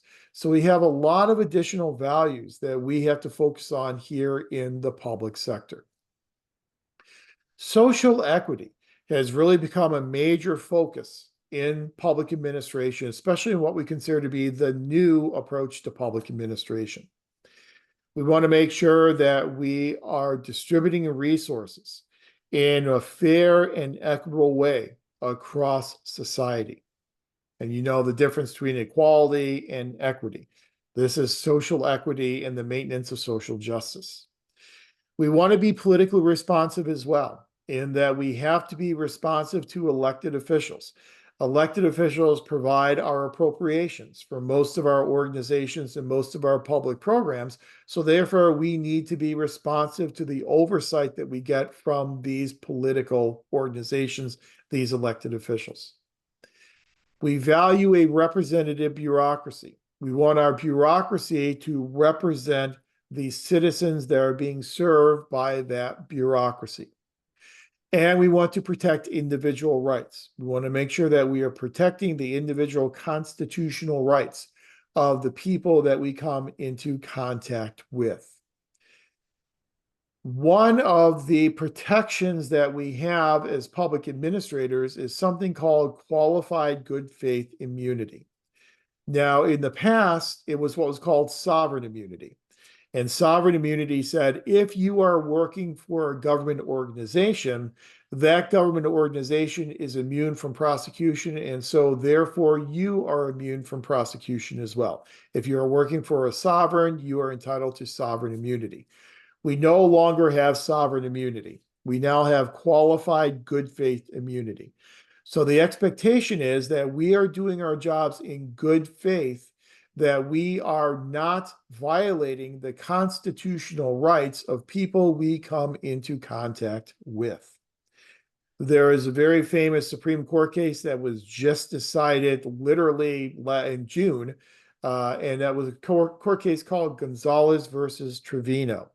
And I won't get into all the details of that case, but the basic question in that case was, can government imprison this person who is a member of city council without violating their constitutional rights? And essentially what they did is they imprisoned this person, said this person stole a document during a city council meeting, put this person in jail. Are they protected in putting this person in jail because they were enforcing the law? Or by putting this person in jail, did they violate her constitutional rights? Constitutional rights such as freedom of speech and freedom of association. Essentially, what the Supreme Court oftentimes finds is that they will look at the immediacy of the decision. If a decision is being made in an immediate situation by a public administrator where there's not a lot of time to think through these types of constitutional rights that could be violated, the courts oftentimes apply more good faith immunity to that situation than if the government official has time to think about it. So in this Gonzalez versus Trevino case, what happened is that they had time to think about whether or not to arrest this person and put this person in jail. They had time to consider it. And so if you have time to consider it and you still violate their constitutional rights, then you're going to probably have less good faith immunity protection than if it was something that was done, in the heat of a crime or something like that. So we have to be very careful not to violate the constitutional rights of people we come into contact with. That's one of the reasons why in the second half of our week number 3 session, we will go through the Constitution. We will talk about the constitutional rights of citizens so that we can have a better chance of protecting those constitutional rights when we interface with citizens as public administrators. So let's see what we have going on. We have can political responsiveness also include public opinion? Wilson mentioned public administration be sensitive to public opinion. Absolutely. Yeah. And I think that public opinion really has a big role to play, especially in terms of how public opinion can place pressures on elected officials. Elected officials, for the most part, their primary motivation is to get reelected. And so they're very concerned about public opinion. So oftentimes that public opinion flows through those elected officials, through the politics side of the equation, and will then have an impact upon administrators on the administrative part of the equation. So I think absolutely they kind of have that transfer of public opinion through those elected officials, and those elected officials are kind of that conduit of public opinion from the public to those administrators. So what are some of the similarities and differences that Graham Allison tells us about in his article? And again, if you haven't read it yet, that's absolutely fine. I wasn't expecting you to read it for tonight, but please do when you have a chance, take a look through the Graham Allison article, because I think he does a really nice job of laying out, here are some of the similarities versus here are some of the differences between the private and the public sector. So some of the similarities between private and public sector revolve around what's referred to as generic management functions. In text chat, the generic management functions. So there are some generic management functions that are similar regardless of which sector you are in. So all private sector managers and all public sector managers have to hire people to work in their organizations. They have to engage in the staffing function. They have to engage in the budgeting function. All managers have to make sure they can secure resources and money that will allow their organizations to function and survive. All managers, whether they're public or private, engage in reporting. We have to report how we're spending our money. We have to report how well we are accomplishing our goals. We all engage in strategic planning for our organizations. We all organize resources within our organizations and coordinate the work of members of our organizations. Those are generic management functions that occur in both sectors. So Allison says it's not really the what in terms of what functions are being done. The main difference is in how those functions are being done. So you pull out some of those to analyze. So in terms of how we manage personnel, human resources in the public sector is different than how we do it in the private sector. Private sector employees are, for the most part, what we call at-will employees. So they serve at the will, at the discretion of the organization. It's much easier to demote, to discipline, to fire, to actually even promote on the other side of the equation at-will employees than it is the employees we have in the public sector, which are career civil service employees. Career civil service employees are hired based upon their merit. They keep their job based upon their merit as well. They have civil service protections that makes it much more limited in terms of what we can do in disciplining and sanctioning and dismissing employees in the public as compared to in the private sector. Overlay on top of those career civil service protections in the public sector, there's much more likelihood that employees are going to be unionized in the public as compared to the private sector. Unionization rates in the public sector tend to be about 3 times higher than they are in the private sector. So not only do you have these civil service protections and regulations you have to adhere to in managing personnel, but you overlay on top of that the collective bargaining agreement that comes out of the collective bargaining process. So you have to be conversant in not only civil service requirements, but also the requirements that are spelled out in that collective bargaining agreement. How we hire people is different in the public versus the private sector. When you're hiring an at-will employee, you can hire that person essentially on the spot, and they can start as soon as their paperwork can get filed with human resources. You see all the time now when you drive down the street and they'll be up on the board, start today, get paid today. And you can actually start a job in the private sector on that given day. If you work in the public sector, you probably know it took a while for you to get hired into your public sector position. Sometimes it'll take 3 months, 6 months, 9 months, because it's a protracted hiring process, because we want to make sure that we are hiring people based upon their merit, that we're protecting individual rights in the hiring process, that we are hiring a representative bureaucracy. And so it takes much longer for us to hire and onboard people in the public as compared to the private sector. So we both hire people, we both manage people. It's how we do it that's different in the public sector. How we measure performance is different in the public compared to the private sector as well. Oftentimes, the types of goods that we are producing in the private sector are much more quantitative in nature. They're much easier to measure, which makes it easier to measure performance as compared to in the public sector. A lot of the things that we are producing in the public sector are what we call softer goods and services that are more qualitative as compared to quantitative in nature. So it's harder for us to measure performance in the public as compared to the private sector. And you think about, if you've had a budgeting class before, you've probably talked about the different types of goods that are created in the private versus the public sector. And so not to digress too much, but at the polar extreme opposites in terms of types of goods, there are pure private goods and there are pure public goods. Pure private goods are considered to be things such as anything that is excludable and exhaustible.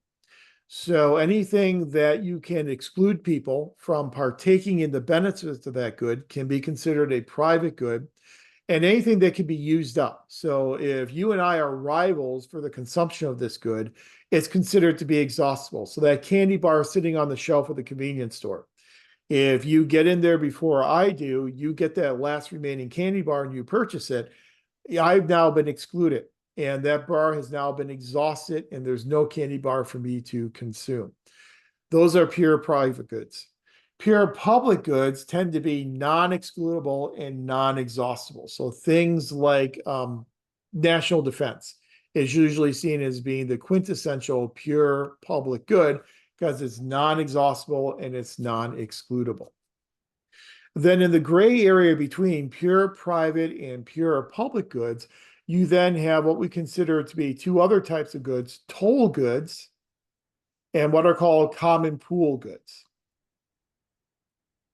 Toll goods are goods that are excludable, but they're non-exhaustible. So you think about a toll road. If you're going to drive on a toll road, at least in the old days, you'd have that basket there, you'd throw your change in, and if you threw the change in, the bar would go up, you were then able to drive on the toll road. If you didn't have the change to throw in the basket, the bar would stay down, you were excluded from driving on that toll road. So it's excludable, but it's technically non-exhaustible, because everyone who pays their toll, absent a lot of congestion, will eventually be able to drive across that toll road. Then the opposite of a toll good is a common pool good. common pool goods are exhaustible, but they are non-excludable. So you think about something like natural resources and mineral rights pools. Those are considered to be common pool goods in that you can't really exclude people. They belong to everyone, but they can certainly be used up. And once they are used up, they are gone. So in the public sector, we're much more likely to deliver pure public goods. In the private sector, we're much more likely to deliver pure private goods. However, the question is that with privatization, through contracting out, sometimes we'll have different roles played by public and private sectors for those goods in the middle, those toll goods and those common pool goods. Jeremy asked a question, could we see this reflected in the difference of what a capital improvement project means in public versus private? Absolutely. The way in which we will decide what capital improvement project to fund, how that capital improvement project will be funded, who will then be in charge of managing that capital improvement project will be much different in the public sector as compared to the private sector. Also, our capital improvement plans that we develop in the public sector tend to be much longer term than what we tend to develop in the private sector. In the public sector, our capital improvement plans also tend to be very subject to change in that we always have to go through and revise those capital improvement plans. They're very much a living, breathing document. And you think about maybe you have a storm sewer replacement project that is in year 4 or 5 of your capital improvement plan. And then lo and behold, next week you have a major break in your storm sewer system. Well, you're going to have to move that project from year 4 or 5 up to this week because it's got to be done right now because it's an emergency maintenance type of situation. So they do get revised and revisited a lot more in the public as compared to the private sectors. Competing standards. The standards that we are held to in the public sector, we tend to serve these many masters. And so we have standards and expectations from the legislature. We have standards and expectations from the executive branch. And we have standards and expectations for behavior on the part of the judiciary as well. So by serving many masters, we have a lot of competing standards and a lot of competing expectations in the public sector. As we had mentioned before, there's a lot more public scrutiny in the public sector, a lot more desire and need for transparency. That's, as it was mentioned, why we have these audits. That's why we have here in California the Brown Act. And the Brown Act requires open meetings, and requires agendized meetings, and prohibits serial meetings. All those provisions allows for public comment. All those things provided for in the Brown Act are all provided for the need for public scrutiny. So the public can see how decisions are made, how their money is being spent by organizations. There's much more of a need for persuasion in the public sector as compared to the private sector. When you think about a manager and a manager who is managing an employee, if that employee is a career civil servant, if that employee belongs to a public employee union, you may not have the same type of authority to tell that person, you must do this and this is how you must do it. You have to abide by career civil service protections and by the collective bargaining agreement. If you tell an employee to take on additional tasks on a daily basis, that employee could say, that is a change in my work conditions. And if they say that's a change in their work conditions, they can go to their union representation. The union representation can then say, this is a change in work conditions. And so therefore, we are going to demand a meet and confer with management. Then you have to sit down with that meet and confer meeting, and you have to talk through these changes in work condition. I've done this a lot when I was in the school district, and we would end up probably coming with a memorandum of understanding where the union would agree, okay, we will allow our employees to do this extra work, but we want this in exchange. And so there's a lot more persuasion, a lot more negotiation that goes on in the public sector. And we're subject to, as we've said before, a lot more oversight in the public sector. In the public sector, we work within this relationship, and I'll put it in text chat, known as the principal-agent relationship. And we will talk about this principal-agent relationship a lot this semester because it really is a very important part of public administration. The principal-agent relationship says that administrators and agencies are the agents, and then members of the legislature are the principals. And so at the federal level, members of Congress will be the principals, and then federal agencies will be the agents. Principals oversee agents. So Congress, through its oversight function, can call in agency representatives to testify before Congress and answer Congress's questions. The problem is that there are major information asymmetries in this principal-agent relationship. Who knows best what is being done on a daily basis than people within the agency? Members of Congress don't know what's going on a daily basis in the agency does. So the agency actually has more information than the principal. When the agent has more information than the principal, then that agency is placed within what's known as a situation of moral hazard, where they need to make the decision what information and how much information should they provide to their overseers. The more information you provide to the overseers, to members of Congress, the more rigorous oversight they can conduct of your daily activities.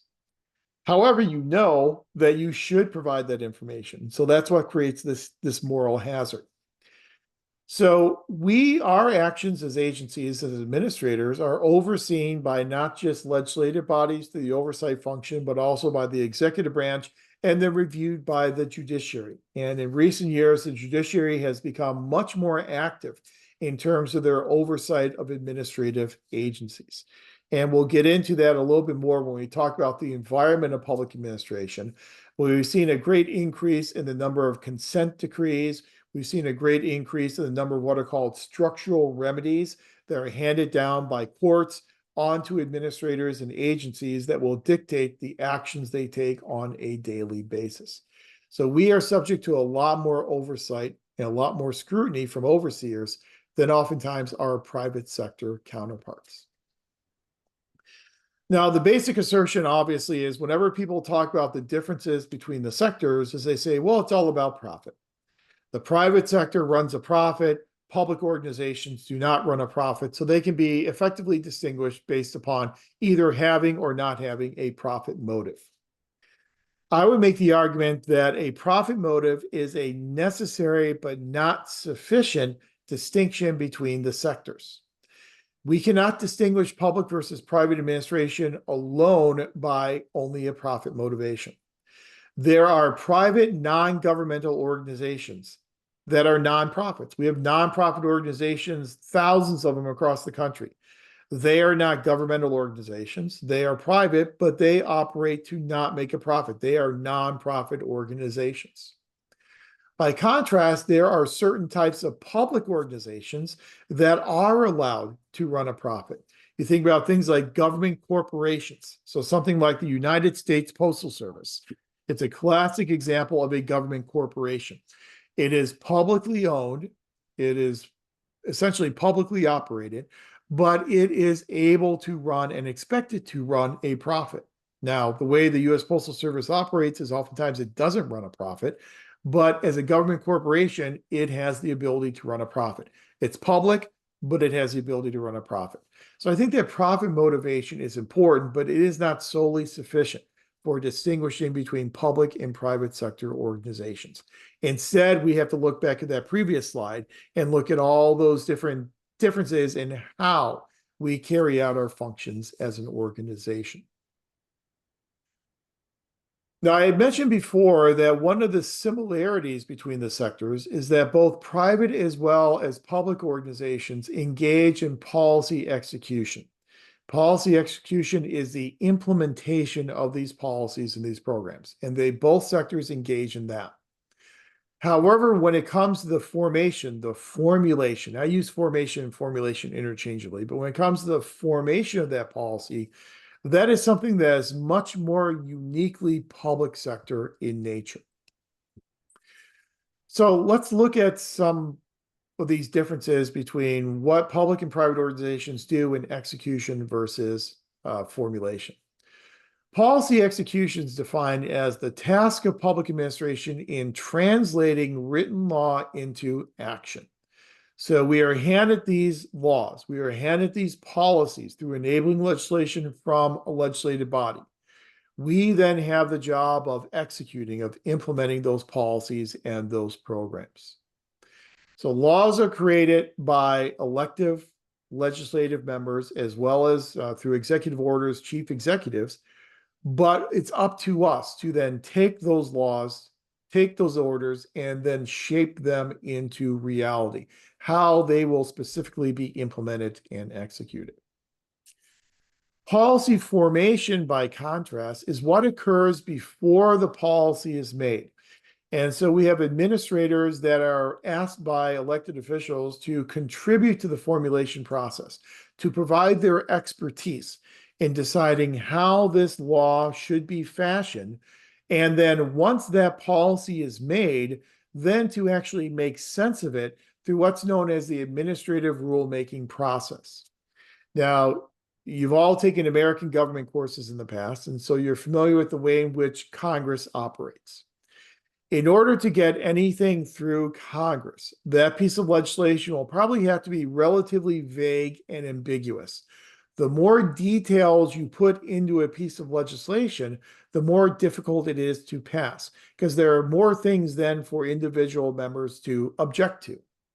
You know how hard it is if you're going out to lunch with your coworkers to get 5 people to agree on where to go to lunch. Imagine getting a majority of 435 members of the House of Representatives, 100 members of the Senate, 80 members of the California General Assembly, 40 members of the California State Senate, a majority of those folks to agree to a piece of legislation. So the legislation comes out in very vague and ambiguous format. So therefore, it's left up to us as administrators to go through the administrative rulemaking process to write the rules that will actually govern the implementation of that legislation. So we see public administrators involved both in policy formulation as well as in policy execution. The more we see public administrators involved in policy formulation, the more likely it is that our public policies will be more technical in nature, because administrators bring with them a wealth of knowledge and expertise into this formulation process, which makes our legislation, makes our policies much more technical in nature. And the more we involve administrators in the formulation of policy, the more of a role we are providing to the chief executive. Because at the end of the day, as administrators, we are within an executive branch. And so therefore, we are held accountable not only to the legislature, but also to the chief executive. So sometimes the chief executive can work through administrators to get their priorities into this piece of legislation through the work of administrators in policy formulation. Now, when we talk about administrators being involved in both policy formulation as well as policy execution, this leads us directly into that seminal work by Woodrow Wilson, The Study of Administration, published in 1887. And if you haven't read it yet, it's number 5 in the Shaffer's text, and you'll be reading that, but we'll talk about it tonight, even if you haven't read it yet. But Woodrow Wilson makes this argument in his classic Study of Administration that if we can separate administration from politics, and we can view administration as this neutral instrument distinct from politics, what we could do is we can come up with a more efficient and effective way of doing what he called the business of government. So in this politics administration dichotomy, we envision the political side whereby elected officials are making policies, and then we have the administrative side where administrators are implementing and executing those policies. A lot of people, after they read the Woodrow Wilson article, they come away with this idea of this politics administration dichotomy. But we realize relatively quickly that there was no true distinction, no true dichotomy between the political and the administrative side. That administration bleeds into politics, and sometimes politics will bleed into administration. As we talked about in our previous slide, administrators are engaged in the formulation of policy. So they are engaged in the political side of helping to formulate that policy. Yeah, it's a good example. Actually, the Affordable Care Act was a great example of this. Absolutely. It's such a technical piece of legislation, and the design of these state exchanges, you had to have a lot of involvement of administrators in terms of fleshing out all the details in terms of how these exchanges would be developed, how these changes would then would be implemented. So that's an excellent example of this blending and bleeding of the politics versus the administrative side. When you read the Wilson article, there are a couple things to be mindful of. A couple things he says are interesting. Before I get to that, though, I do want to acknowledge that we are talking about Woodrow Wilson. And if you know anything about Woodrow Wilson and his legacy, the more we learn about Woodrow Wilson, the worse his legacy has become. And we know that Woodrow Wilson had some racist ideologies that he expressed while he was president, actually held some relatively racist events at the White House. So much so that some organizations that have the Woodrow Wilson name have removed that name from those organizations. A good example is Princeton University. Princeton University had their Woodrow Wilson School that was ensconced within this beautiful Woodrow Wilson building. That building is no longer called Wilson Hall. That name has been removed in recognition of what we know about Woodrow Wilson today. So we're not extolling the virtues of Woodrow Wilson, but as public administration scholars, we have to recognize that the genesis for the study of public administration really finds its roots in this study of administration article written by Woodrow Wilson in 1887. So that's an important disclaimer that we do need to really focus on. But when you do read this study of administration article, a couple of important points that come out of it. Wilson makes the argument that we need a separate study of administration because the work of government has become so complex in 1887.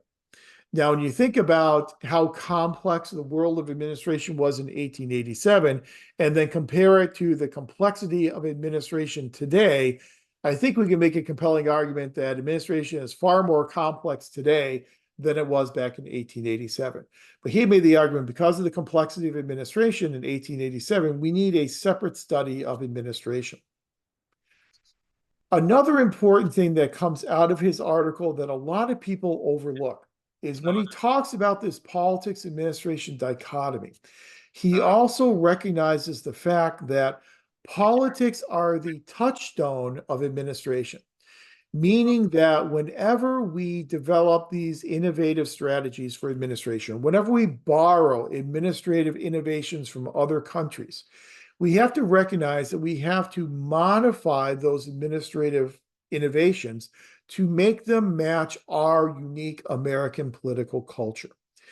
A great example of this in the Wilson article was our adoption of career civil service from England. So we did not create career civil service in the Pendleton Act in 1883 in this country. Career civil service existed long before we used it here. England had a very robust system of career civil service. So what Wilson argues is if we can borrow aspects of the English version of civil service and apply it to our system of administration, we can become more efficient at doing the business of government. However, we have to recognize that we have to modify the English approach to make it fit better with American political culture. One example of that is the example of the more open political culture in America as compared to the more class-based system in England in the 1800s. So in the English version of civil service, if you wanted to join the career civil service, you had to take an examination. However, those examinations in England were closed examinations. They were examinations that were only available for certain people. Well, given our more open political culture in America, if we're going to use examinations, we need to take those closed examinations and we need to transform them into open examinations. So anyone can sit for those examinations in order to qualify for a job in the American bureaucracy. That's how politics serve as a touchstone for administration. Take innovations, modify them to match our unique political system. But we know, and we learned very, very early on, as early as the 1930s, a very famous public administration scholar by the name of John Gauss. I'll put that in text chat if I can type and talk at the same time. John Gauss, in 1936, talked about the fact that there is no true dichotomy between politics and administration, and they overlap with each other. And we have come to that realization. So this politics administration dichotomy idea is kind of out of date for us today. But the importance of Wilson is it formed the basis for a separate and distinct study of administration, which really did kind of lay the groundwork for a field of public administration that we are studying here tonight and over the next 8 weeks. Even though administrators are involved in both policy formulation as well as execution, the motivations of policymakers differ. The motivations of public administrators are different than the motivations of elected officials. Elected officials are motivated by their desire to get reelected. And if you're interested in the idea of the reelection motivation, there's a great book by David Mayhew. He's a political scientist. I'll put him in text chat, called Congress, the Electoral Connection. And in his book, he makes the argument the primary motivation of members of Congress is to get reelected. So in order to enhance their chances of getting reelected, members of Congress will engage in 3 different activities. They will engage in advertising. They need to get their name out there so that people know what their name is, so that people will vote for them and reelect them. One of the good ways to get your name out there is by sponsoring legislation. Another way in which you get reelected as a member of Congress is through position taking. So you take very high-profile positions on non-controversial issues. It's what Mayhew called the process of minimaxing. You minimize your risks and you maximize your benefits. And you can best do that by taking high-profile positions on issues that no one really disagrees with. So, mom, apple pie, all those basic American issues no one can disagree with. You take high-profile positions on those issues. But one of the most effective ways of getting reelected is through this process known as credit claiming.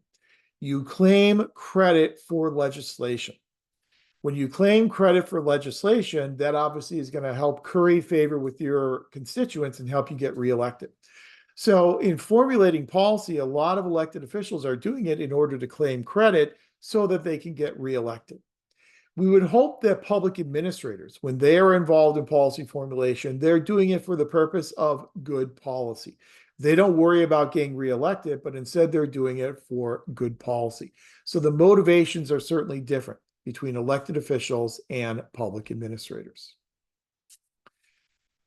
So thanks to this idea of a separate study of administration, we now have this field known as public administration. And there are some generalizations we can make about the study of public administration. One generalization that Kettle makes for us is that public administration is timeless, but yet it is also time-bound. What does he mean by that? By that, he means that public administration theories, there are some theories in public administration that are timeless.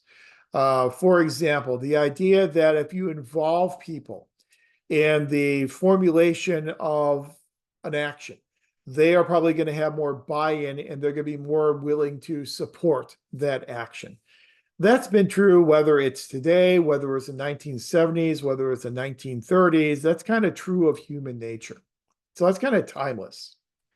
However, a lot of the theories that have been developed throughout the evolution of public administration are very much time-bound theories in that they are very much artifacts of the time in which they were developed. So you think about something like in the early years of public administration theory, we had the classical school. The classical school of organization theory focused more on the needs of the organization than the needs of employees.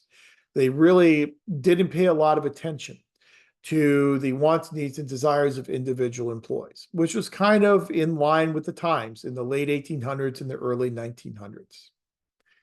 Today, We are much more concerned about managing people as human resources. We're much more concerned about appealing to their motivations and appealing to their wants, needs, and desires, because that's more in alignment with modern day psychological theory. And so, whereas there are some maxims of public administration that are timeless, a lot of our theories are very much time bound. Public administration is also universal, but culture bound and varies according to the situation. As we said, public administration surrounds us on a daily basis. It touches almost every aspect of our lives. It is universal. However, it is also bound by culture. There is a theory we'll talk about known as organization culture theory. Organization culture theory says that every public organization develops its own unique culture, its own unique set of norms, expectations, and values. And so therefore, we need to match those organizations in alignment with those specific cultures, those specific situations that we are facing. Public administration is complex, and it's intelligible only by simplified models or a step-by-step combination of models. Well, what does this mean? This means that public administration is a complex field to study. So therefore, because of its complexity, we need to develop theories and models to help understand these abstract concepts and the behaviors of individuals. The one I want to pull out of those three generalizations is this idea about complexity and the complexity of public administration, and what the complexity of public administration means for studying public administration as an academic discipline. Since organizations and organizational systems are so complex and complicated, we need to develop our models and theories. We need to go through the scientific process of collecting information, analyzing that information, and then using that information to develop our theories and models to understand the behavior that goes on in these complex organizations. And we recognize that one single model is not going to be sufficient because of how complex our organizations are. So why are our public organizations so complex? What makes them so complicated? Well, we've already talked about the interconnections between policy formulation and policy execution. The mudding of the waters between politics and administration adds complication and complexity to public organizations. Coordination. There are, as we said before, usually not just one agency that delivers a policy or program, but multiple agencies. We have these networks that need to be coordinated. The more agencies involved, the more need for coordination, the more complex that coordination becomes. The relationships and different types of power, as we had talked about before a little bit earlier on, in terms of overt power, mobilization of bias, and co-optation, those three faces of power. Power is very nuanced. And as a nuanced term, it is complex and it depends upon the situation. There are different relationships, and true, everyone has their own agenda that they're trying to accomplish, which then again increases that complexity and will have an impact then upon relationships. Different people form different relationships with different employees. We know that in terms of what the theory that's known as leader-member exchange theory, which says that every leader in an organization forms a different dyadic relationship with their employees, and each relationship will be different depending upon the employee, how comfortable they are with their employee, and as was said in TextJet, the agendas that people are trying to accomplish. Organizations are also complex because they are floating in the seas of time. Just think about from a budgeting perspective here in California and what the budget picture looked like 5 years ago compared to what the budget picture looks like today. Appropriations were probably a lot easier to come by then than appropriations are easy to come by today. So we are really affected by the time in which we are operating. Top-down and bottom-up approaches. Some organizations are very hierarchical, very top-down, very much that triangular, pyramidal type of shape. Other organizations are much flatter, much more egalitarian. So it depends upon the organization. Information, the type of information that organizations rely upon, the availability of that information, who has that information, how that information is used in decision-making makes for a lot of complexity. Headquarters versus field offices. There are some organizations that everyone is in the same physical location. There are other organizations, think about Department of Agriculture, where they have field and regional offices that are spread out across the entire country. You think about in the wake of COVID-19, we've got a lot of remote work arrangements. And so people are oftentimes not physically in the same office together. And instead, they are being connected by the internet, adds a lot of complexity. And values. We have all these different values that we had talked about before. Those values oftentimes come into conflict with each other. Achieving a representative bureaucracy may mean that it's going to take you longer to hire, so it may come into conflict with the efficiency of the hiring process. Maintaining social equity may mean that you are going to have to spend more time in terms of what you are doing on a daily basis, which again could conflict with one of your other values. So when you have multiple values that conflict with each other, it increases that complexity and that complication. So Jeremy said also the creators of Council of Governments further complicates organizational agendas since it adds collective government organizations, which is a great point. When you think about, and there are a lot of different aspects of that, you think about things like joint power authorities, these JPAs. For about 3 years, I was a president of a joint finance authority. The joint finance authority was created by a collection of different agencies for the purpose of bond financing and what we call refunding or refinancing of bond issues. That adds a lot of complexity as well, because you just don't have these government agencies. Now you have these quasi-government agencies like these JPAs. You have a lot of these regional governments where you have situations where counties and cities have joined together into regional governments, like Miami-Dade in Florida is a good example of that. And so you're right, this creates a lot of that complexity, a lot of this complication.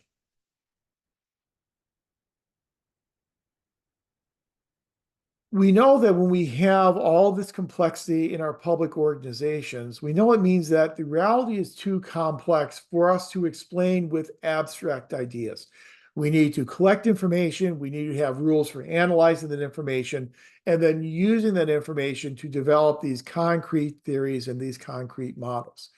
And these models and theories are plural. We cannot understand complex organizations with a singular model. We need to develop multiple models and multiple theories to apply in different settings for different types of organizations. Well, here's my favorite question, which is, so what?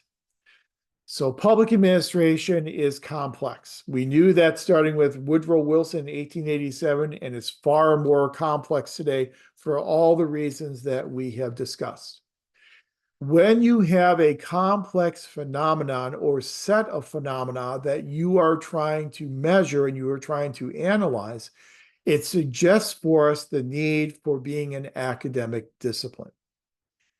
When you think about an academic discipline, like history or psychology or sociology, academic disciplines typically are distinct from other disciplines.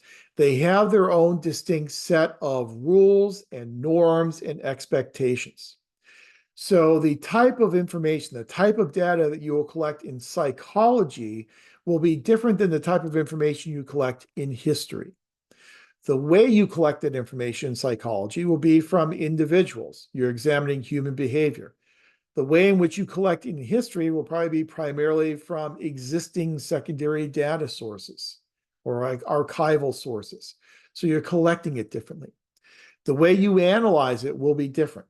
In psychology, you rely more on statistical analysis, kind of like we do here in public administration and political science. In history, you're going to do a lot more thematic content analysis, and it won't be nearly as statistical and numbers-based.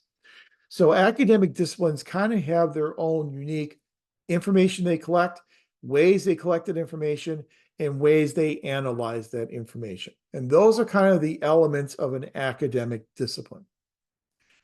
What I want you to think about, and you certainly don't have to answer this here tonight, but what I want you to think about for your discussion board posting is, does the study of public administration demonstrate the elements of a standalone academic discipline? Or is public administration more a subfield of a bigger academic discipline like political science?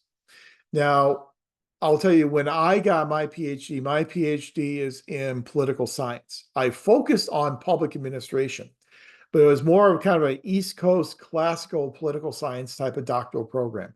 And so in that program, we had different subfields that we would focus on. So my subfields were public administration, Congress, presidency, and state and urban government. Those are my four subfields, my four comprehensive examination fields. So public administration in my program was seen as just being a subfield within the discipline of political science. However, there are a lot of programs around the country where you can get a PhD in public administration. There'll be a department of public administration. At Long Beach, we have a department of public administration that is separate and distinct from the Department of Political Science. Not only are we separate departments, we are located in separate places in the building, and we are actually located in separate colleges. Political science is located in liberal arts. Public administration is located in health and human services. And don't get me started on why. It makes no sense. It's just kind of an artifact of history. But they're actually two completely different colleges. So I don't think there is a right or wrong answer in terms of, is public administration distinct enough to be its own academic discipline? But that's something I want you to consider for your discussion forum post. Do you think it is distinct enough to be an academic discipline? Or, knowing what you know up to this point about public administration, do you think it is more of a subfield in a larger academic discipline such as political science? Whether you believe it is an academic discipline or whether you believe it is a subfield within a larger academic discipline, the study of public administration has gone through a trajectory. And it's gone through a trajectory that's oftentimes distinguished by the traditional approach versus the new approach to public administration. The traditional approach to public administration looked primarily at effectiveness and efficiency as the two primary overriding values of a public organization. New public administration, from people like H. George Frederickson and others, looks more at other values such as social equity, representative bureaucracy, political responsiveness, and all those additional values that we have already previously discussed.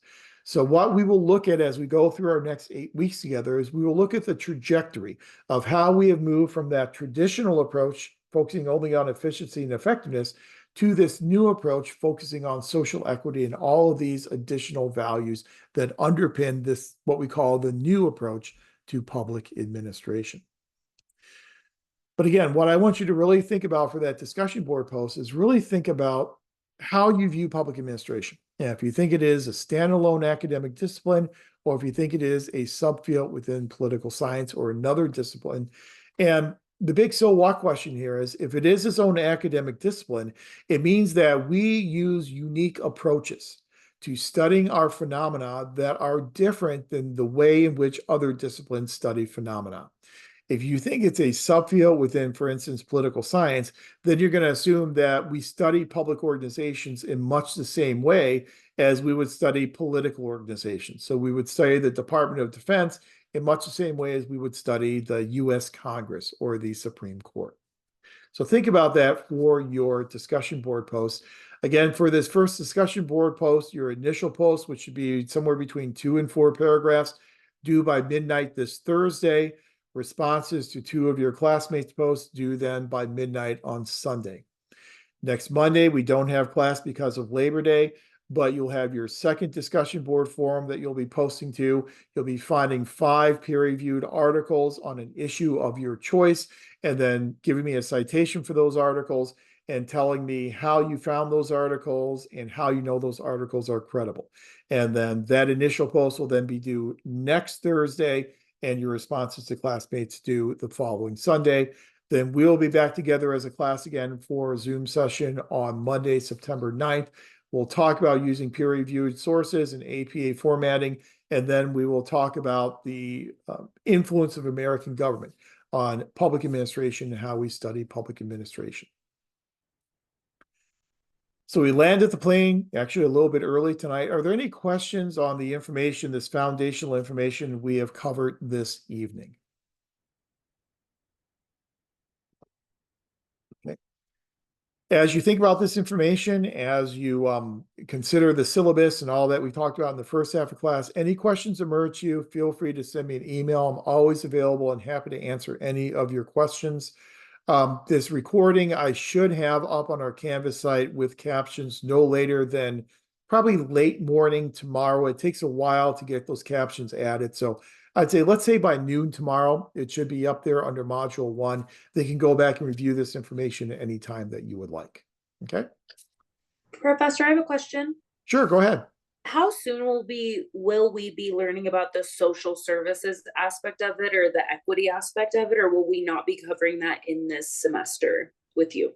Yeah, we will be covering some of that in week 4 when you talk about accountability and ethics. So that'll be covered mostly in week 4. What we do cover of it in this class. Thank you.